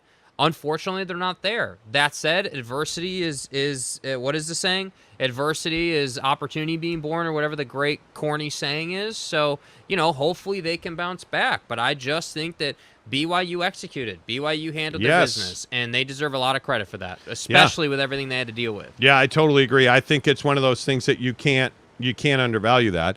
Matt gives us a $2 tip to say people forget Tim DeRuyter left for Texas Tech. Yeah, I mean, he was the defensive coordinator at Oregon, and that Oregon defense is not the same. I mean, I obviously, when you lose a guy like Mario at Mario Cristobal at Oregon, you're going to have wholesale changes on that staff, and that very clearly happened. Tim DeRuyter is a guy that was a lot of people believed he was the glue guy for a lot of those players at Oregon, and I think you're seeing that. This is not your same old Oregon Ducks team. This team, and they're talented. Don't get me wrong. I mean, Oregon's always going to have talent. They're always going to have athletes, but I think this is one of those situations where you're really going to have to figure out, who your leaders are. Like it is. Yeah. I think that's a big question. Tachini Man says you have to try Blake's Lotta Burger with Hatch green chilies if you're brave. I saw it. Okay. Hatch green chilies is a Mrs. Monty specialty. Like that's a Mrs. Monty thing for sure. Rod Smith says running game was not impressive in the last 2 quarters. Rod Smith, who are you talking about? BYU? Matt Morris says it's a good idea. DW2CB says Tanner Plummer on the payroll. I think so. Look. I mean, do you want me to just kind of retire and go snorkeling? Because I could do that. If you look want at you all of a Tanner, sudden turning into a fish here at 23 past the hour. It 11:23 Mountain Time, and all of a sudden you're telling me now, what are you, some bluefin tuna? Yeah, I'm a tuna. You know what I mean? A harpoon face. Yeah, I'm for real. I'm sorry. Did you say harpoon face? Yeah. Like what's the fish with the big old, not a swordfish, but a swordfish. Yeah, I have a sword. A sailfish, whatever you call it. Yeah. Anyway, my point is harpoons and stuff. Yeah, that's what they said about me. My point is. Yeah. My point is, what are you all of a sudden like a fish guy? Yeah, you got out in Kealakekua Bay. Yeah, it's funny when you don't snorkel for a while and then you snorkel that first time. You just got to get the rust out first. But you also have a big fear of the ocean, right? Yeah, the ocean is definitely. I'm more of a stay on land kind of guy, but snorkeling's not bad. There's a big, obviously the ocean's behind us. Why not, right? Yeah, I don't disagree with that. The Monty Show presented by the Advocates, UtahAdvocates.com. Chris P. says, I bet Oregon wishes they would have upped the offer for Kalani. I think it would have taken a earth-moving vehicle-type machine to get Kalani on a program. I don't think he wanted to. Tanner says, LOL, yep, I'm the executive producer. Alex Chacon says, any Jazz Talk today? No, but Jazz Talk tomorrow on the program. Yes, sir. Generally, Mondays during the football season are going to be very heavy NFL days. Very heavy NFL days. NFL and college football reaction, and there's a lot to talk about. I meant to say very heavy college football days and NFL news as well. So Alex, appreciate you asking about the Jazz. By the way, did you hear the Jazz traded Donovan Mitchell? Do you guys know who Donovan Mitchell is? I don't. I'm not sure that I've heard of him. How about I can't remember who was like, you guys didn't even go live. The Utah media sucks. Garci, that's right. Garci. Good to see you, Garci. PD says, Rod, you have the game one. You play second and third stringers to avoid injury. I agree with that. Yep. Let's see, Boyd Lake. Now, Boyd Lake is a respected, valued member of the family. I swear to God, Boyd, you come in here talking about... Whataburger dominates in and out. Can't compete with the sweet buns. Come on, guy. Now, first of all, Boyd, I cannot tell you how many of the lady persuasions have said they can't compete with my sweet buns. Donnie, please. I would agree the bun at Whataburger makes it. That the fry sauce is better at Whataburger. Yesterday, quick story because we're talking burgers. We had to make a Walmart run. And on Hawaii, for those of you who've never been here, it's like a half hour to get to Walmart. On Kona. Yeah, on Kona. Specifically Kona, you have to have a Harrier jet or a transport helicopter to get anywhere quickly. So on the way to Walmart, there's a Jack in the Box. Now, we didn't go to the Jack in the Box. We made a business decision not to go to the Jack in the Box. No. Don't say we made a business decision. You, sir. Made a business decision. How did I make a business decision? Because you're the one who said, no, we're not doing it. I'm the one who said, I'm fat, I need tacos. You said, well, you are fat, and that's why we're not doing it. Mm-hmm. That's not what happened. Let's go, Schleprock. Okay, so the internet here is not great. Right. So we needed an internet cable. We knew that. So we were at a wedding. The wedding ceremony, do you, do I, we do, okay, I do, okay, great, power vested me, awesome, take some pictures, okay, cool, let's go feed our faces, all right, we're gonna go across on a lunar journey. We got in the Dodge Caravan that really doesn't caravan anywhere because it barely makes it up the mountain. The rental car game is a scam as well right now. Dude. But so there is a Jack in the Box here on Kona. And so I was like, well, you know what we could do? We could get the internet cable, stop by, Jack in the Box, get that ultimate cheeseburger. Hey, guys. And truck it back to the crib. And Jake's like, no, we shouldn't do that. Now, what did I say, though? You're fat, and we No, can't have you I didn't eating. call you fat. Okay, big bone, same thing. Okay, I believe what you rotund said. it's different. I believe what you said is you're a rotund MFer with glandular issues. We need to not eat that stuff. Okay, I don't know about glandular issues, but what I said is that I didn't want the mustard popping out of the burger onto our shirts that we wore at the wedding and leaving evidence. I did have a $100 shirt on. I did have a $100 and it was shirt bright on. pink. It was fabulous. I loved it. And the last thing I wanted was ultimate cheeseburger It was mustard not on pink. the breast pocket. It was fuchsia. Okay, it was not fuchsia. pink. Jesus, Fuchsia. what are you, a fashion expert now? Fashionista. Anyway, the Jeez. point is, so Jake was like, yeah, good luck. If we spill on our shirts, it's over. As men, we all know we're going to spill on our shirts. So we didn't do it. Yeah. Before we get off this island. Before we hop that bird to Maui. Yes. I'm going to Jack, because I don't think there's a Jack in Maui. I could be wrong. No, I don't think there is. But I'm going. Jack in the Box is so good, dude. I'm going. Diesel D, what's up, my man? He Diesel says, hey, D. guys. Oh, hey, dude. There's a dog here. Well, hi. Hi. Diesel D friend. says that, yeah, like a dog just walked up. hey, Don't hi. know where it came from. Hey, guys, I missed you Friday and this morning. Glad you're on here now. Love your content. I really look up to you both. You have helped me become a better man every day. Great content and everyday knowledge. Wow.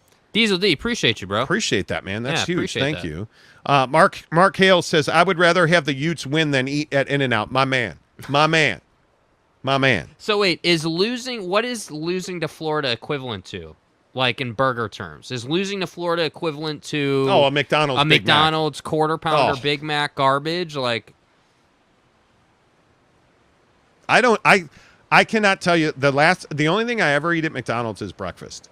I do not eat their burgers. what fast food place did you have a ton of hype about but let you down in the end like Utah did? The place where you get the orange chicken, the fast food, Chinese food. Oh my God. Panda Express? Yes. Panda Express. That place sucks. I am not a Panda Express guy. This is a code 10 abort. Look, you ask, I answer. The orange chicken place. That fast food place. Yeah, Panda Express. Yeah. No, Panda Express was such a letdown. Oh my God. Yeah. We You never remember? go to Do you Panda guys Express. remember the Elephant Bar? Vaguely? Oh, the Elephant Bar. I got dude. The food poisoning at Elephant Bar was real. Disappointing. I'm a huge short rib fan. Okay.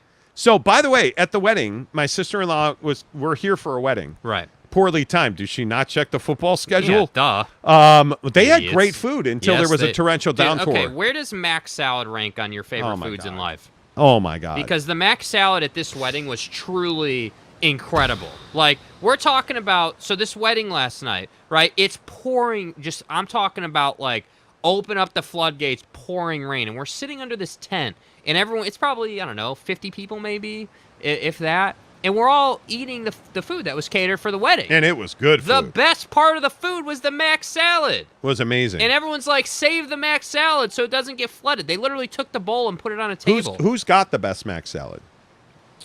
God, what's oh my, Mo Betta's. Mo Betta's. Oh, yeah, Mo Betta's. Mo Betta's has the best Mac salad in my Mo opinion. Betta's is amazing. Yeah. All right, now we're arguing over burgers. Sir Robin says Panda does suck. Thank you. Yeah. Thank you. Come on. Mark Hales.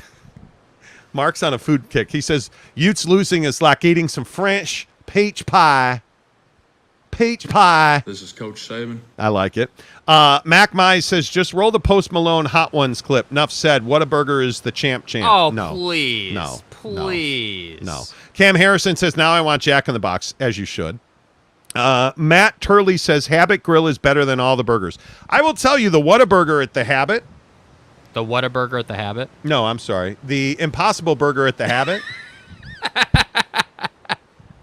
It's early. Yes. The Impossible Burger at the Habit. Yeah. Pretty dang good, dude. Yeah, it is pretty good. Pretty dang good. Yeah. Like a dog just walked up. That was weird. Let's see. Tachini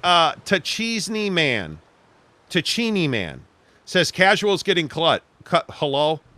Do you even lift? I drink too much. Tachini Man. Casuals getting cut. Close your ears with all this food talk. Seriously. And as you can see, there's not much hope Seriously. for you left. Whoa. Renee Roca says Panda is goat. Bro, Bro, get the hell out of here with that. No, Panda's not goat. No, it's not. Are you going to have to block him now? Because, I might. I might. Yeah. Mark Stone says, if you want the best burger, it's Habit Burger, grill better than In-N-Out and Whataburger. Okay, what about Five Guys? Five Guys is on a different level. That's gourmet burger. Fair enough. Okay. I still maintain the best burger in fast food is Jack in the Box. Yes. There's just no doubt about it. Yes. Matt Turley says the Blue Iguana is Utah football. Sounds cool from the outside, but it's extremely overrated and it has no real substance. Wow. Okay, Matt, that was aggressive. You're not wrong. People Myron. You ain't wrong. M. Morris says Polynesians make the best mac salad, no question. Totally agree. By far. Totally agree. By far. Totally agree. You want to gain weight, marry into a Polynesian family because the food is off the chain. Yes. DW2CB says the Habit Burger at Whataburger is amazing also. Okay. Please let that be a real thing that I misspoke into life. Josh Lovren says Panda uses goat more like. Use it. Well, there you go. Panda uses. I am not a Panda Express guy at all. Mac Mai says, what do y'all think of A&M humbling moment? Might have to take the under total. Is there under 8.5 wins? That can't be true. That's Texas not true. A&M? That's not true. Bro. Now I have to look. If you get them, you got to go over that. Is that right? What? 8.5. No, Texas A&M 131-0. What are you talking about? Yeah. What do you mean humbling moment? What did I miss? Mac Mize. Let's see. DW2 says, I hear that Papa Murphy's has a great burger. That's a lie. They only do pizza. Use promo code Monty25. Renee Roca says Jack in the Crack is GOAT. Yes, it is. Thank you. Yes. Appreciate that. Mac Mize says that's what it was set at. That's what it was set at. Oh, you're saying that their win total before the season was set at 8.5, and you're saying that that's a humbling moment. Gotcha. Yes, okay. Yes. Okay. Rod Smith says The Rock didn't misbehave during the volleyball game, Tom. Well, I don't know who Tom is. K. Nuren says, when in Hawaii, do not eat anything but Hawaiian. Probably I mean, true. listen, we had fish last night. We had mac salad. Like The fish was really good, The fish was really the good. food at this wedding was... Dude, the pulled pork, incredible. Absolutely incredible. The fried rice? Fried rice was good, The mac salad? Mac salad was good. Although, I got to tell you one thing. We got to talk about what you name your salad dressings. There was a moment of consternation at the wedding. Okay. Probably because I'm woke. They called it Oriental dressing. The name tag on this salad dressing said Oriental dressing. I'm like, dude. Bro, what are you talking about, Oriental is not the proper nomenclature, sir. What is Oriental? Like, when did that become Hey, look okay? here, man. That's like a slanderous word. Yeah. I mean, what would you have preferred to call it? Like Thousand Sesame. Island? No, call it sesame dressing, because what was it? It was sesame dressing. You can't call it Oriental dressing. Yeah. You cannot do that. I mean, I guess. I mean, it's their wedding, right? Yeah, well, I mean, the caterer, you know. Let's see. Justin Bingham says Cafe Rio is the best thing going right now. Hey, man, just get two chicken tacos with rice and black beans. And what's really interesting, and I think Cafe Rio's brilliant for this, they put one after security in the Salt Lake airport so you can carry on Cafe Rio to the plane. Oh, and it was packed. Absolutely, positively brilliant. It was packed. Brilliant. Packed. All right. Let's see. Mark Stone says, I agree. Jack in the Box, wish they were in Utah. They're about to be. They're coming with like 25 locations, apparently. Yeah, I agree. Boyd Lake says Orient means east, guys. No, Oriental, that may mean... Oriental means that Oriental it's is a... Yeah, Oriental is an inflammatory word. You're calling... You can't... No, you can't do that. Mac Mai says, but yes, win total for the season was 8.5. I don't know where everyone was picking them to win the SEC West. I think Arkansas may steamroll them. Losing Mike Elko was a big loss for them. It was, but I mean, how good are we thinking Arkansas is going to be this year, bro? Like Arkansas could be Arkansas, but we talked about this last week. I think Arkansas can be a 10-win team. Yeah, they can. You know, like I mean, absolutely you can. K. Nuren says we need Hawaii and San Diego in the Big 12. No, please. Come on, man. No, the travel alone, and then do you know how much weight I would gain, like going to Hawaii and San Diego for the Mexican food? The Mexican food in San Diego. Coyote. Oh my God! Come on. Let's see. Edwin says, I'm late, but Burley Burger in Ogden is the best local burger. Everybody says that. I haven't been to Burley Burger. We should go. Maybe when we go to see our friends at the Barbecue Pit Stop in Logan to pick up the box, we'll go by there. By the way, Barbecue Pit Stop, you have this week. Yes, that's it. And then we're going to swoop in and pick up all the boxes to enter to win the BYU Shamrock Series drive-away to see BYU and Notre Dame in Las Vegas on the Monty Show, presented by the Advocates Injury Attorneys, UtahAdvocates.com.